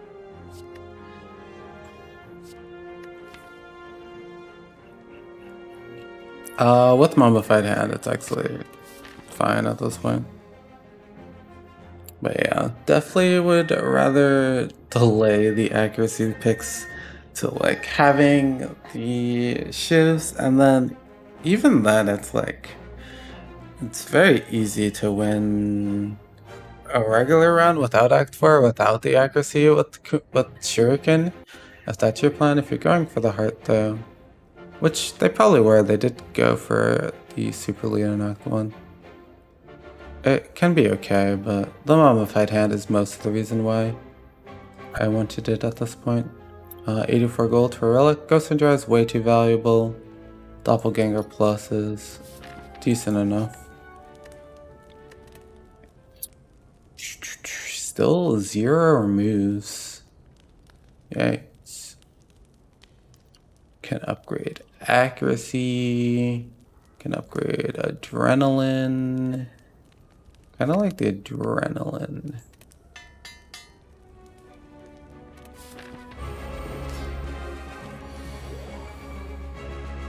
For when we inevitably need the energy. Pierce wheel's not bad if they're all attacking.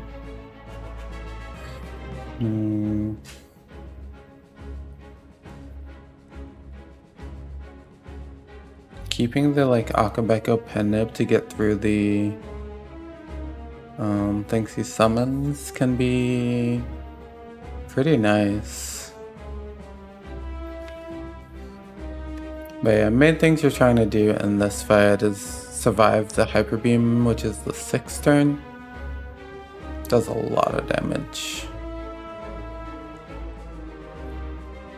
Maybe I just throw defense and my turn.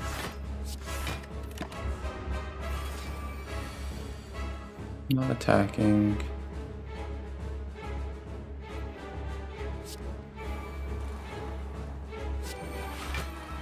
But it's okay. Do we just kill him? And we are kind of slow scaling, right? Yeah, and we do want our bullet time and all that stuff anyway. Sure.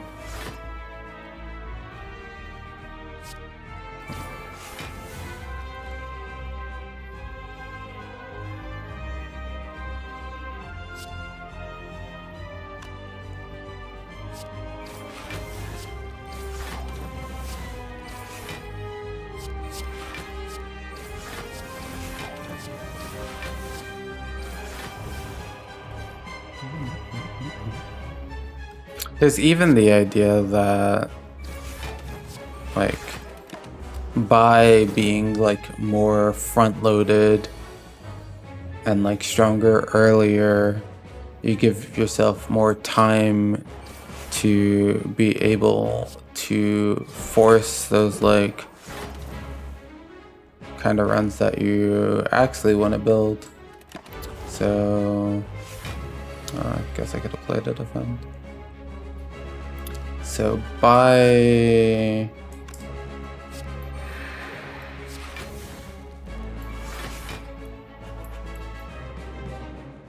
trying to like force a build so hard, you're messing it up a little bit with that as well.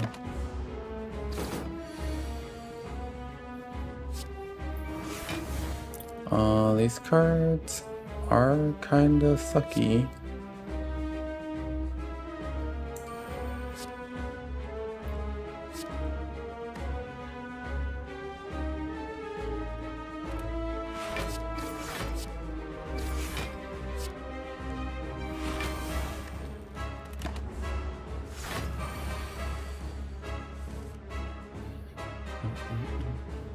And yeah, there's this 51, which can be a problem sometimes. Should be reasonable here though.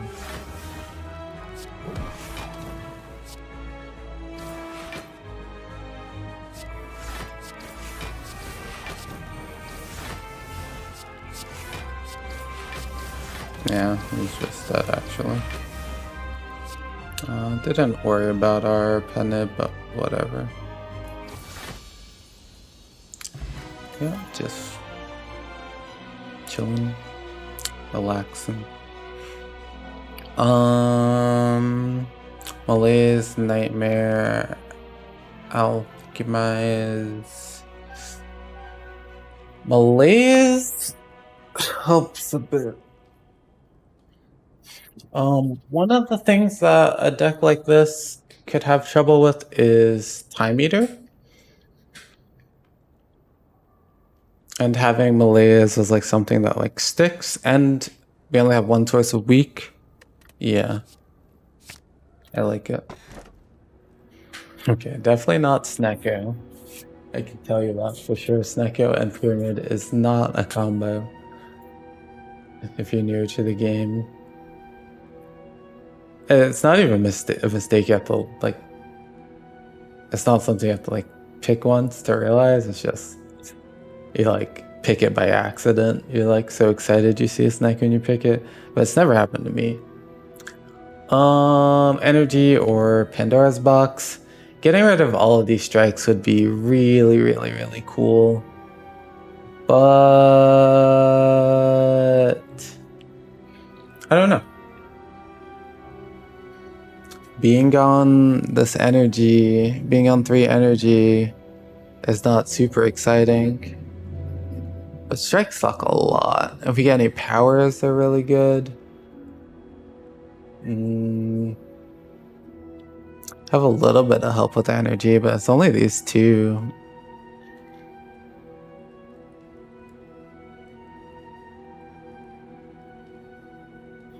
And it's...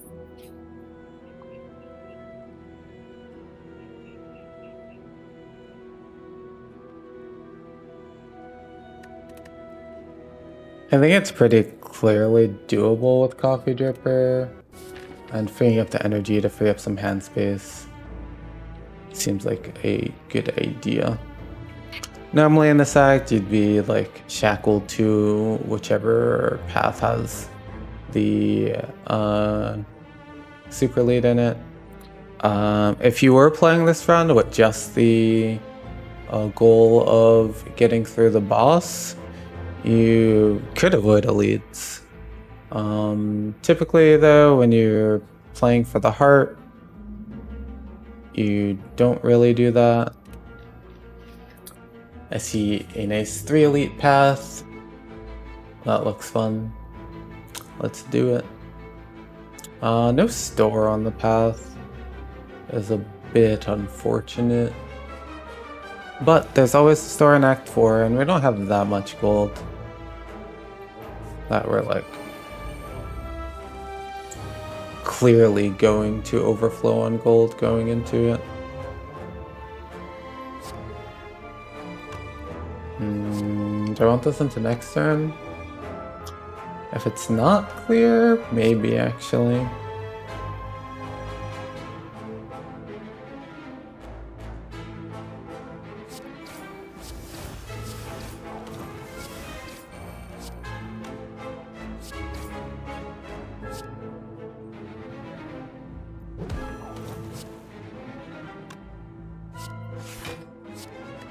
Yeah, I think if it's not...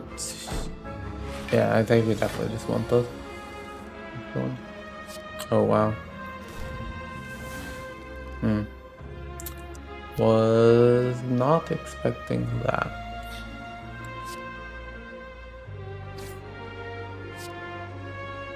Couple dead cards, unfortunately.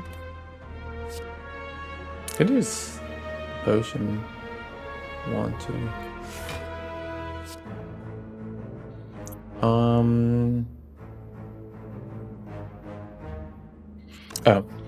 Something that's actually super important that you won't realize for a very long time unless you look it up or someone tells you is that only the outside Darklings will do the multi-attack. They have 3 different options. It's either buff their strength plus block, just a single attack, or a 2 attack. But the middle one only can buff or single attack. So that is something that I didn't know for a very, very long time. And you would just like attack whichever one has like the least amount of health and just like keep killing them. But the middle one is just not really important to worry about at all.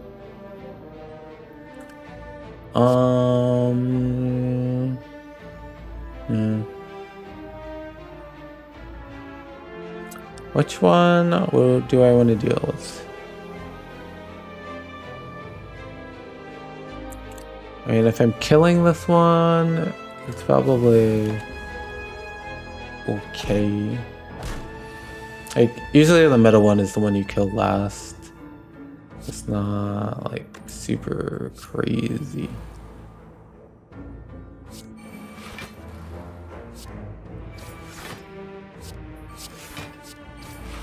Oh, why didn't I play Doppelganger, by the way?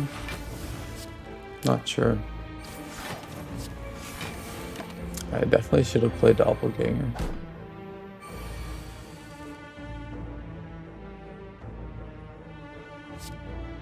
I guess I could have done better.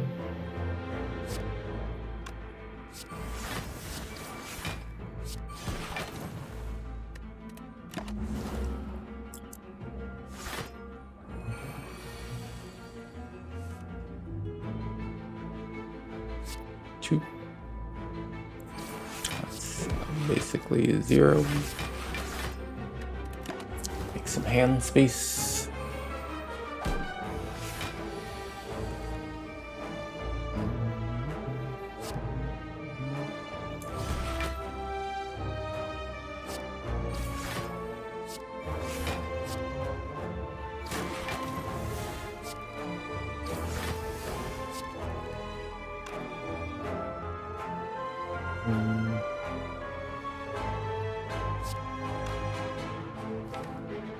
The other things do deal less damage.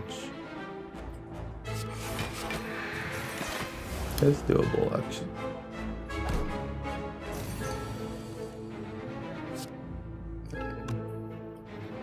We had enough strength that it just wasn't doable at all, actually. Escape Plan is another card, although Dodge and Roll Plus with Kunai. Yeah, let's take it. But Escape Plan's a card that, like, I've seen people skip over while... Like, skip and take nothing over. And it's not a card you should really be doing that with.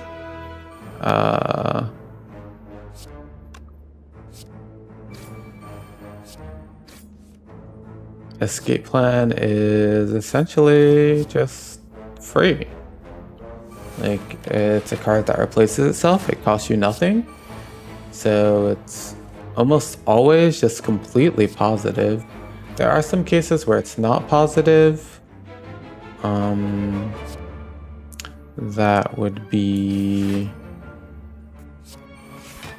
Wait 1 second while I...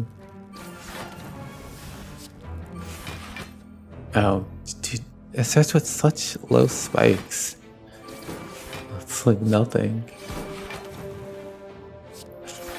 I was almost scared of it because it was a spiker.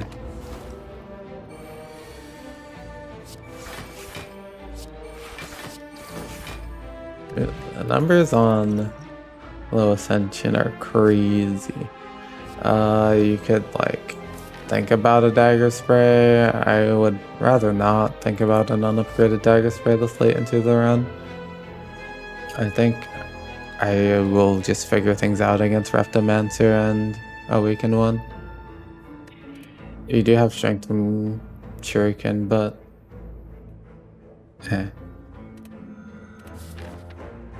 especially over like max HP too. Finally a card remove. Finally.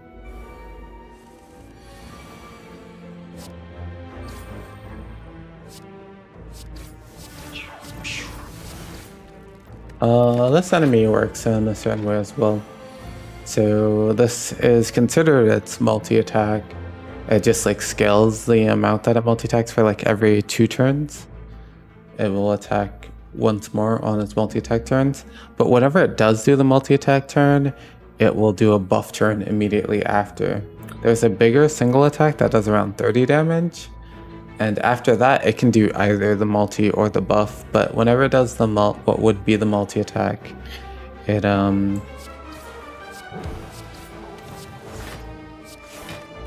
will always buff the turn after.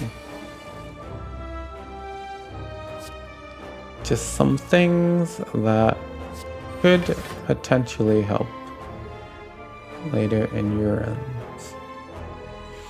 I want to get through some of these cards and things and be able to play like other better cards and like dump my hand. There's so many bad cards in the deck.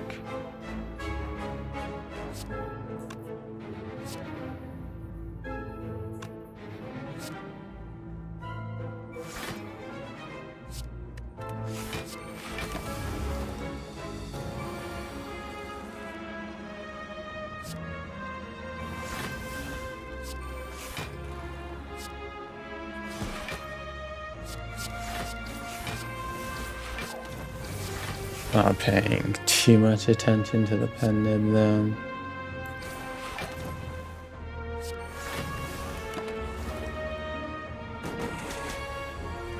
The Pandoras would have been nice.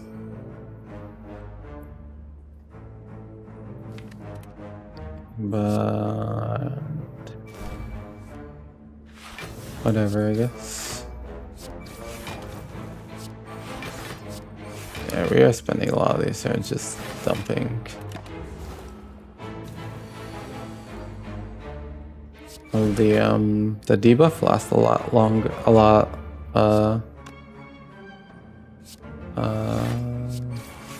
the debuff does not last as long on this ascension. Bit interesting. Oh. Don't have artifact, right?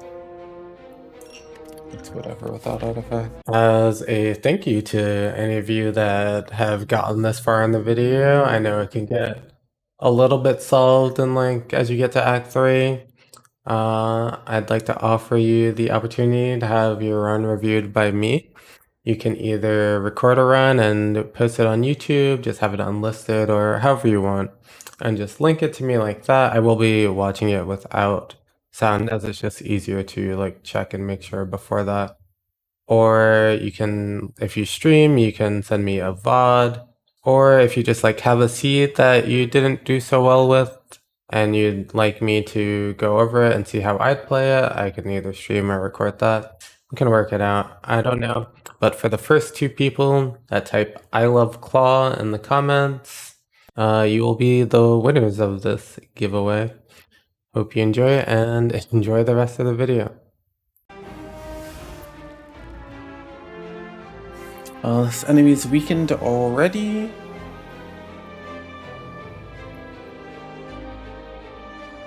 While thinking about this, like malaise and if it's enough with Orichalcum.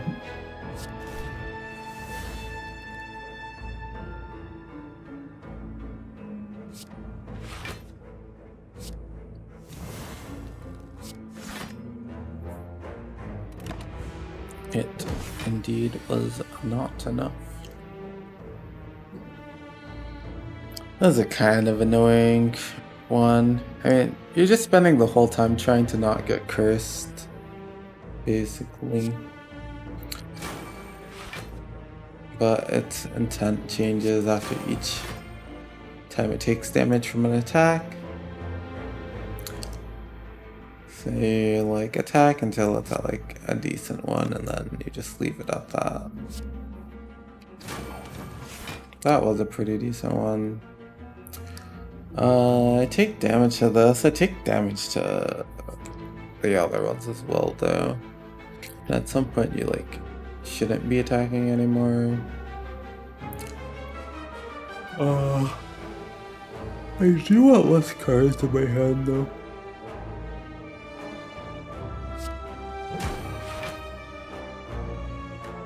I don't really want to be... Okay, perfect. Don't want it to debuff me. Could have blocked for one, but it's fine.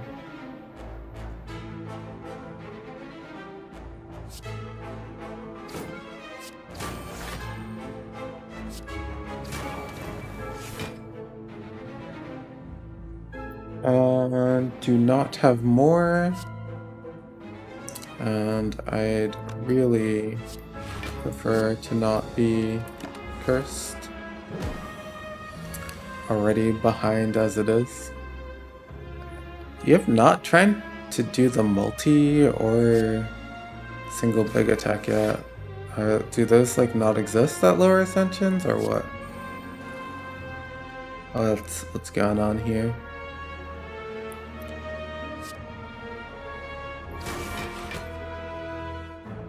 Or actually? A thing? Is this a thing that happens? He seriously has not tried to do either.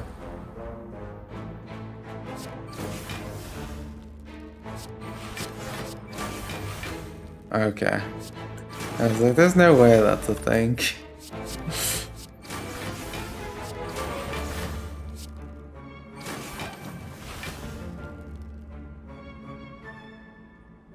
Like 0% chance. A piercing will is better to dump then.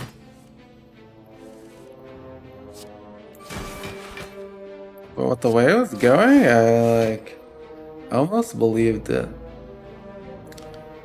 We can try and wait 3 turns without attacking. I should have used this one.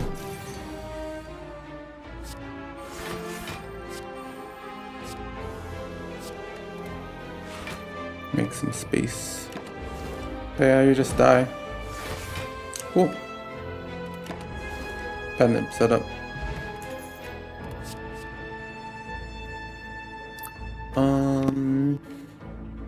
Once more.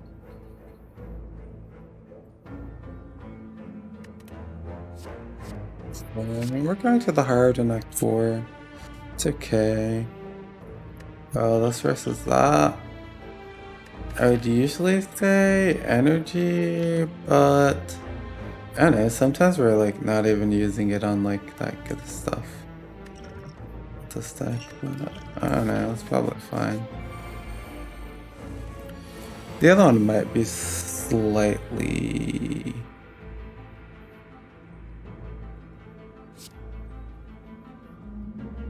reasonable.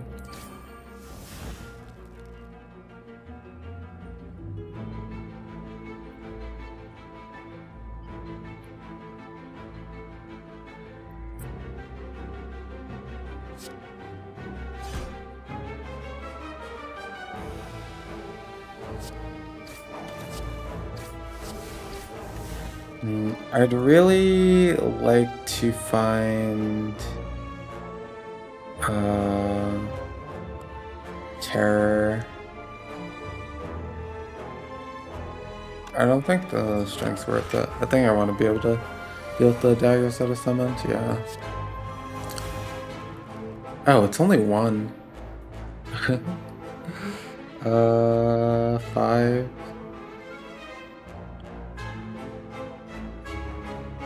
Okay, then you probably could just take the string.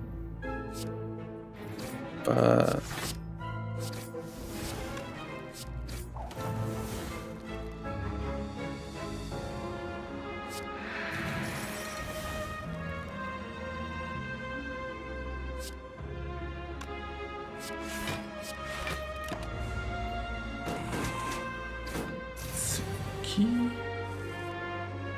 really did forget that. Well, I don't think I actually played with it only being 1.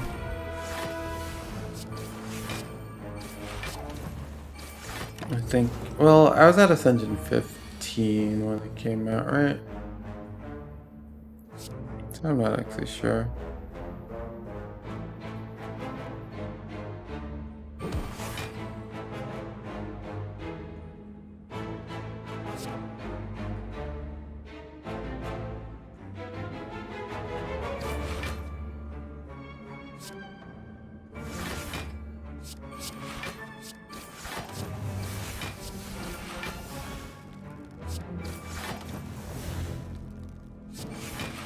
Yeah, super chill, easy run.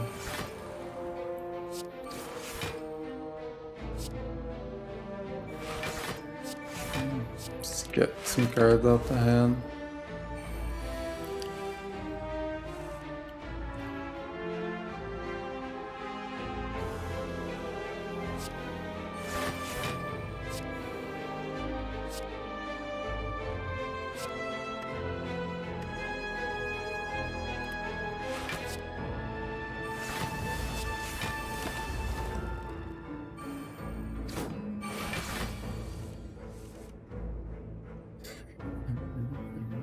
Probably gonna just kill him, you know.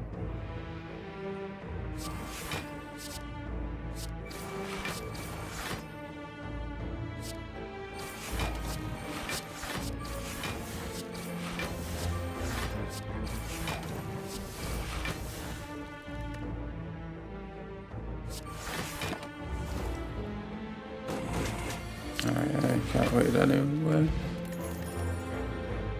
Get a second afterimage with Mummified Hand for sure. And even like innate one of them at this point.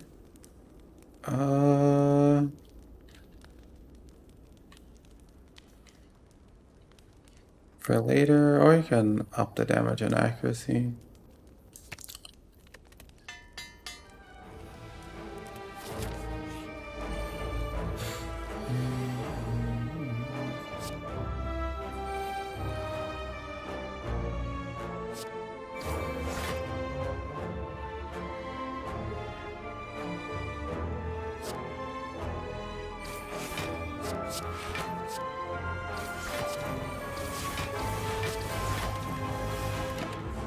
Oh, plus maybe it's just a slot one. Second afterimage.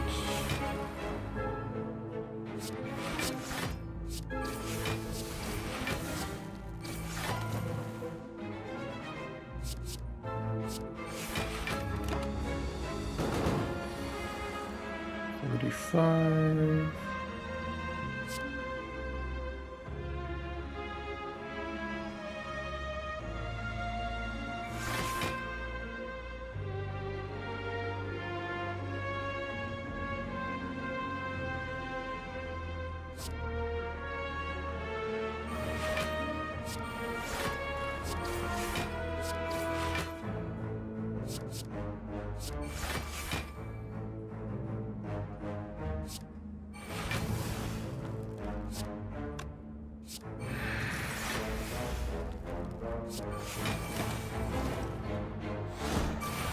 Fine.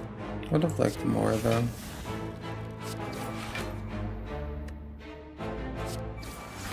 Also fine.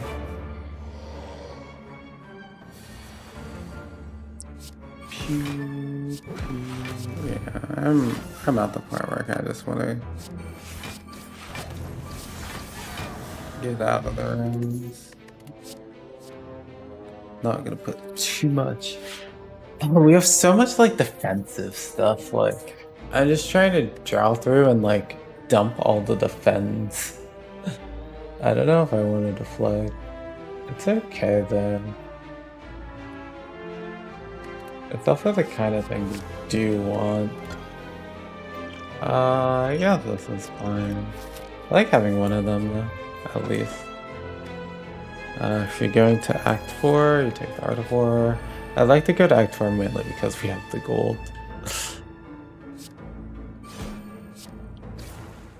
Like, having the shop in Act 4 is such a, like, just having a guaranteed shop that you will definitely see. It's like such a big quality of life improvement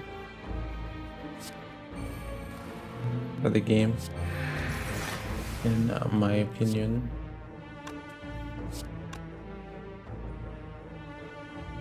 Dump a bunch of cards.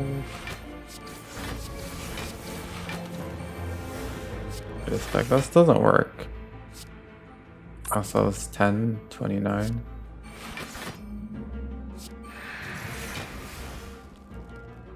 Yeah, this doesn't work exactly how I intended it to, but it's fine. Yeah, I can't exactly concentrate plus thing like I was maybe thinking about. This is quite a lot of damage.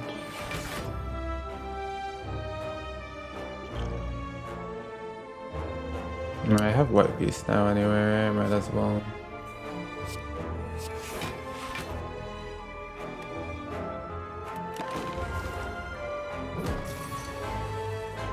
Might as well.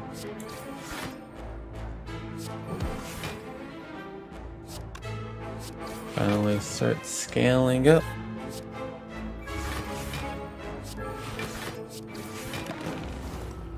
There's also Ornithopter, so it should definitely be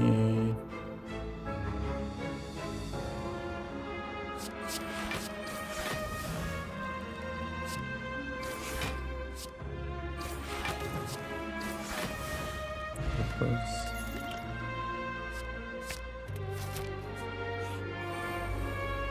Yet so far. Okay, so you only summon one, I see. 12, 16, 21. Sure, that's a way to do it.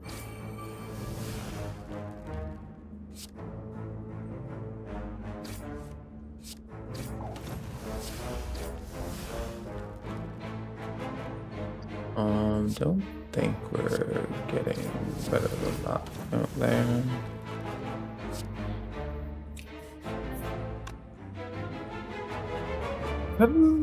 Just dodge a roll here. Keep the 0 cost for like easier procs of Shuriken. And for more damage, of course.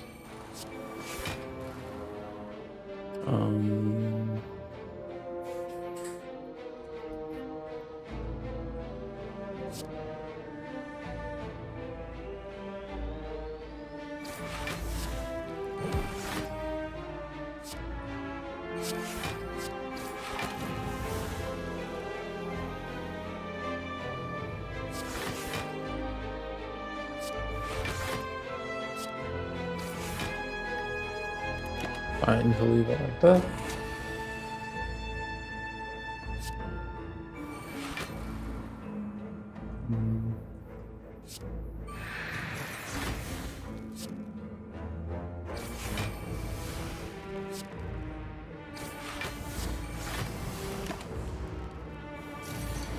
And leave like that as well.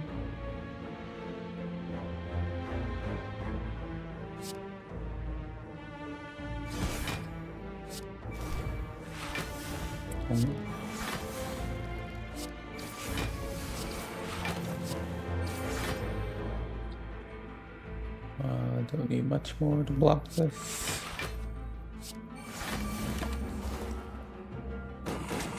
Very easy time.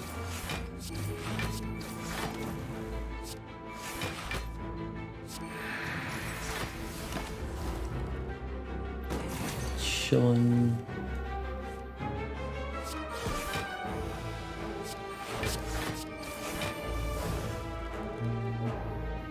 4, 7, 9, 11. That's possible. Let's check that.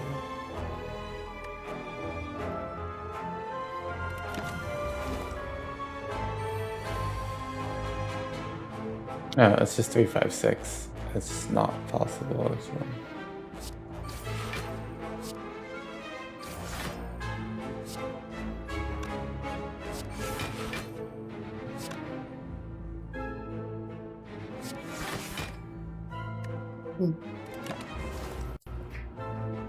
Alright, I actually don't care. Just go. Ninja Scroll. Busted. Look at what this run could have become. It could have been such a Shiv dream.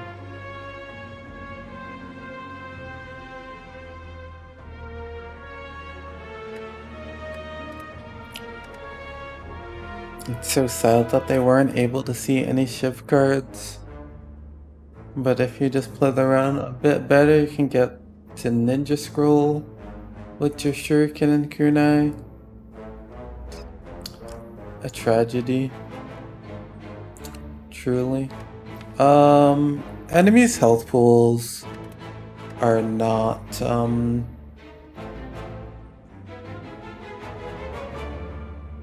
not super threatened by backstab at this stage of the game.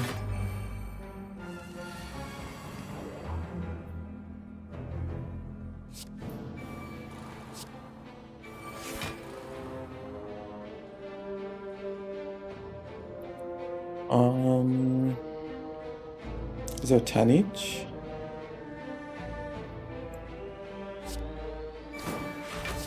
This works exactly. Yeah. Okay.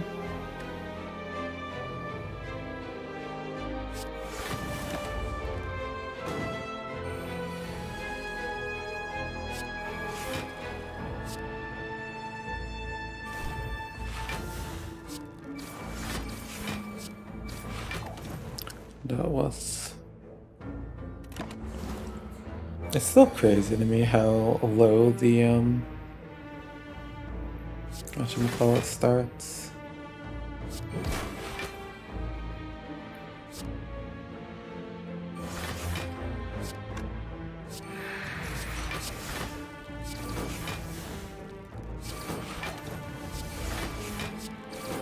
How low the spikes start.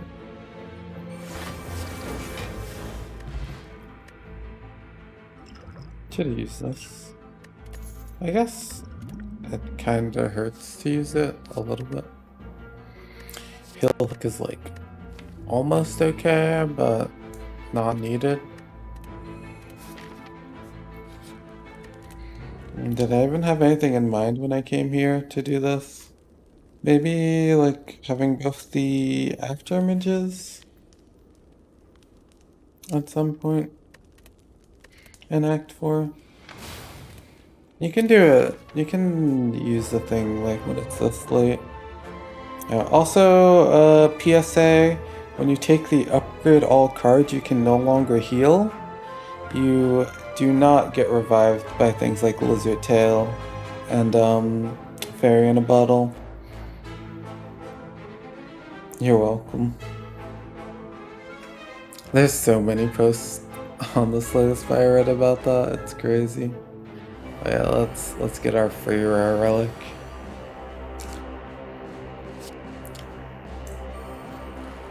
Now Guardian's only 30 instead of 40 as well. Isn't that like the only change for Guardian? Oh, I'm gonna dump these a bit.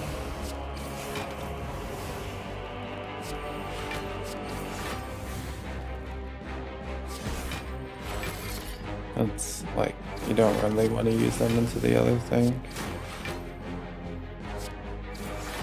Just play them all now.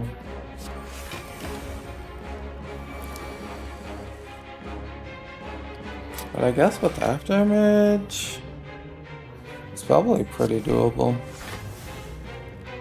Oh, this is only 3 as well.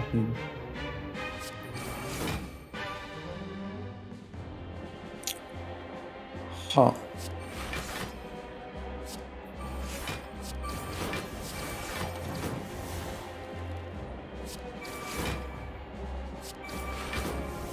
Just attacking away into the Guardian.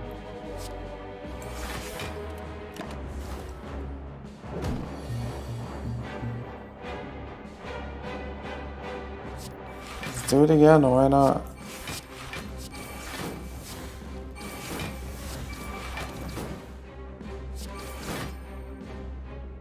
Weird. I mean, you don't care what the Guardian's doing at this point anyway.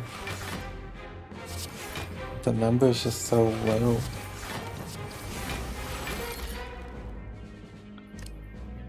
So strange.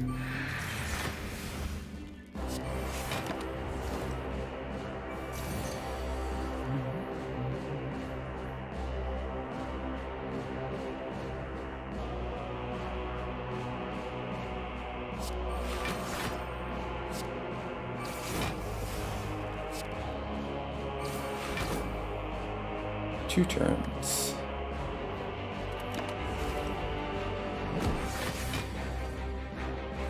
What? Terror. I didn't even realize Terror wasn't in play yet. Terrorize you before you go. Should have drank a potion again, maybe. But this one's decent. These are 5 pretty good potions, actually.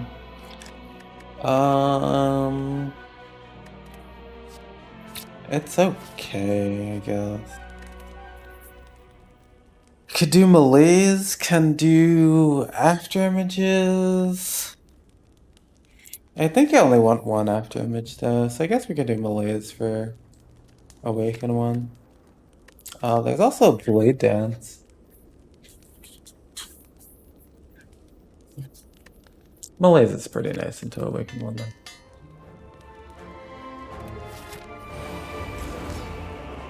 Be okay-ish. Where we are for now. Play our powers into Awakened one. I mean, he only scales by 1 on this difficulty. Which is 4, which is like nothing.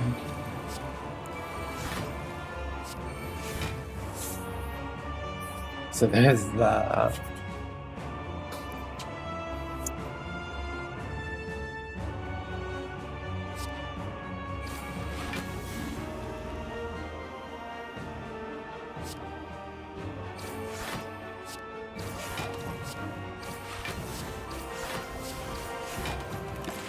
So don't really have to be scared of playing them, and they would be played either way.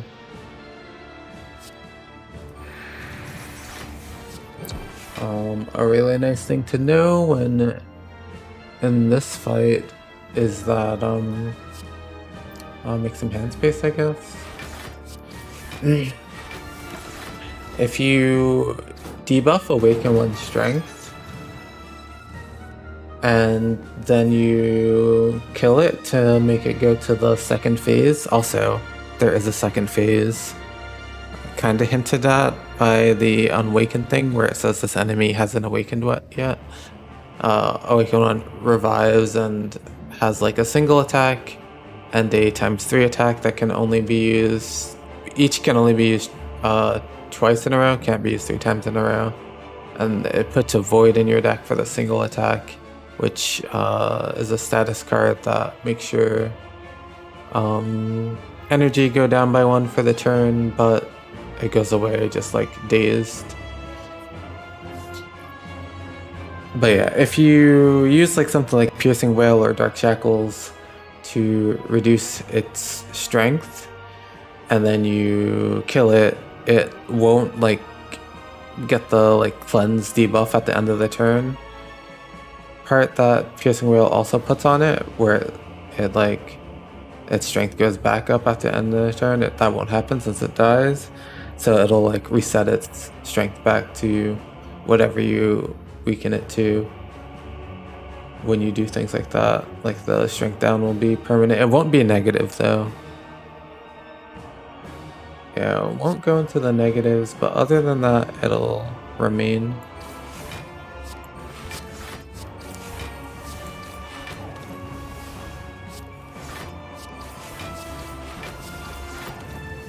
This is a extremely chill fight.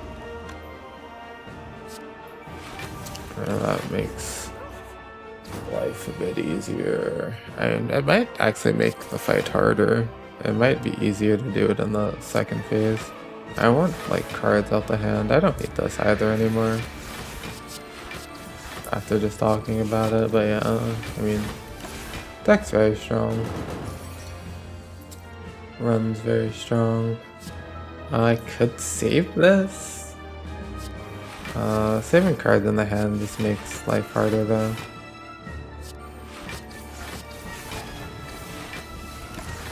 Could like save it for the next phase since this phase is like half done. But like the hand space things. Weird. Also, something to note is that if you ever use something like Piercing Wail in the off turn for the heart, that is not a good thing. Because the heart will cleanse the portion of it that did the strength down on its buff turn, but it won't cleanse the part that gives the strength back from the card. So if you use Piercing Wail on the off turn of the heart, you're kind of just giving it some strength, which is not good.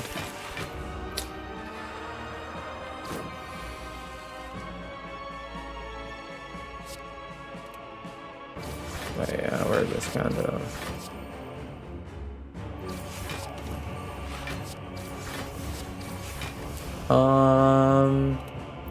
I mean, if you're taking this one very seriously, you should set the Pende Bakabeko up, because going into Act 4, the damage into Shield and Spear is pretty important, but Yeah.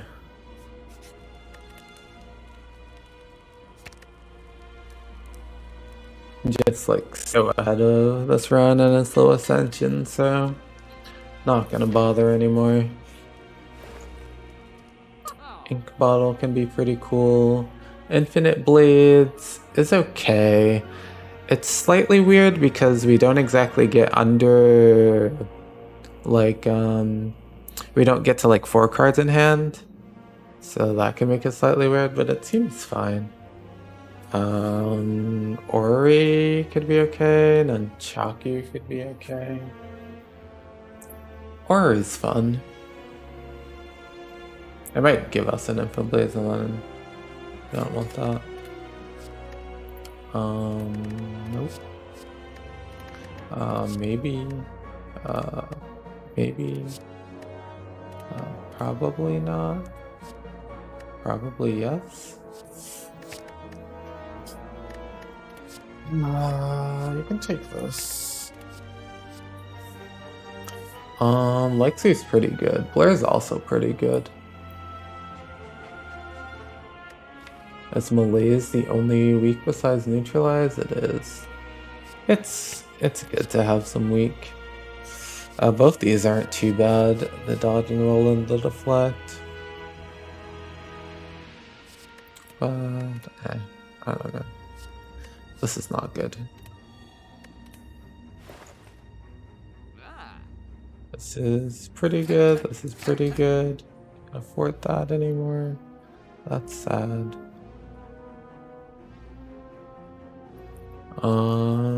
Don't really need to do anything, honestly.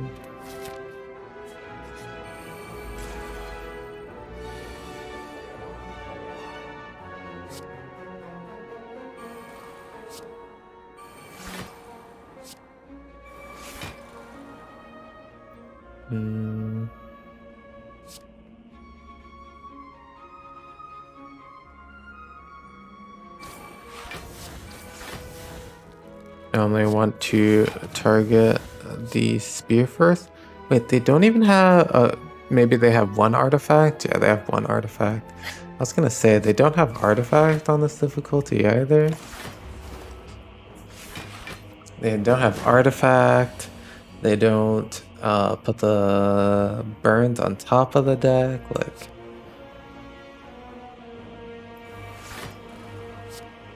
just too easy. Doppelganger.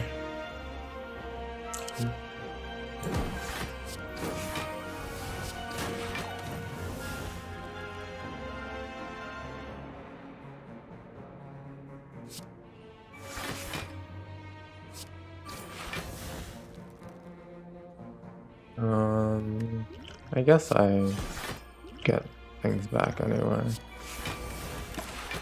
Do that.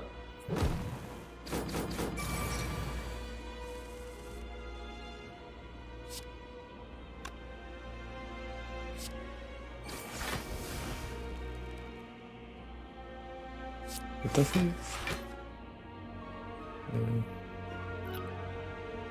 See what this is? Yeah.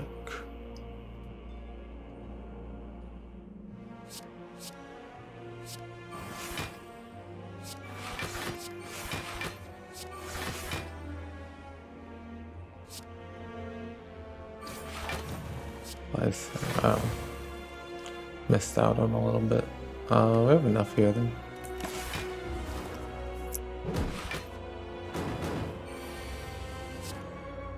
So... Oh no, you did do the thing. It was just earlier. Also, this gets a lot weaker. Maybe you probably shouldn't have taken the Endless Agony, but the Endless Agony gets a lot weaker with Infinite Blades as well.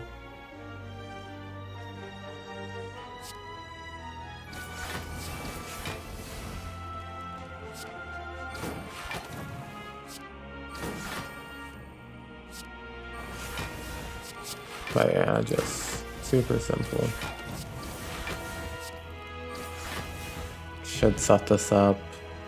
Should do a lot of things. But really doesn't matter that much. Also, the footworks are completely takeable with the Mummified Hand. Yeah, let's take this one. Yeah, not completely.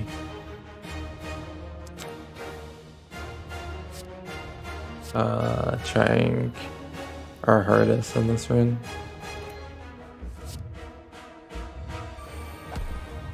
It's a double accuracy.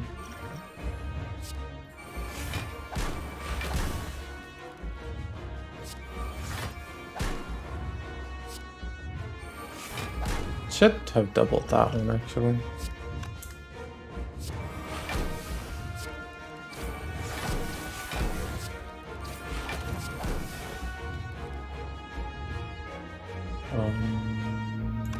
Could double this. Sure.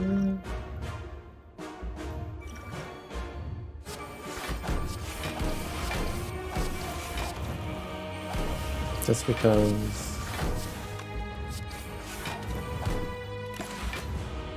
we like get that stuff, and I mean I should just double the after image, but I missed it, so we do that instead.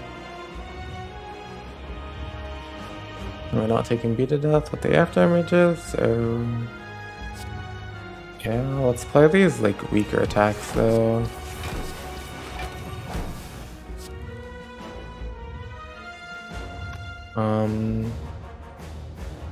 Alright, usually you want to use the piercing wells and stuff first when dealing with the heart, because when the heart gains strength, like the heart will cleanse the like strength debuffs and gain some more strength, but when it does that,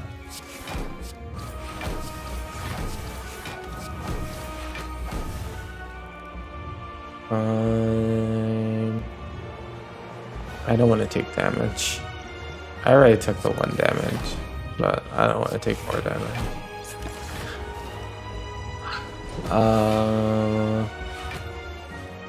When it does that, it'll cleanse the debuff and then it'll like add more strength. So like put it to negative strength as malaise doesn't do anything. But at some point it will have some more, and then you can use like the strength that it gains now is like permanent-ish, but if you like use a permanent strength debuff on it afterwards. Also, I just malaise there for no reason because I'm a weirdo, because I'm distracted after just talking about how I want to save it till after this. Yeah, that happens in my runs a lot more than I'd like, and like more relevant spots. Alright, cool. Pretty easy. And that was an Ascension 2 run. Super chill. Very easy. Hope I helped explain some concepts in the Spire. And thank you for watching. Remember to like, comment, and subscribe. Let me know if you enjoyed me doing this Ascension 2 video in the comments, because I don't know, playing lower Ascensions can be a little bit boring-ish for me, because like the enemies are so much weaker. You get like more gold, you get like 2 more apparitions than you would at higher difficulties and stuff like that. But I figure it does make a little bit of sense to have some videos like this, since a lot of you are at these lower Ascension levels and trying to improve, so always showing like max difficulty may not completely fit in with trying to be educational. So yeah, let me know how you liked it.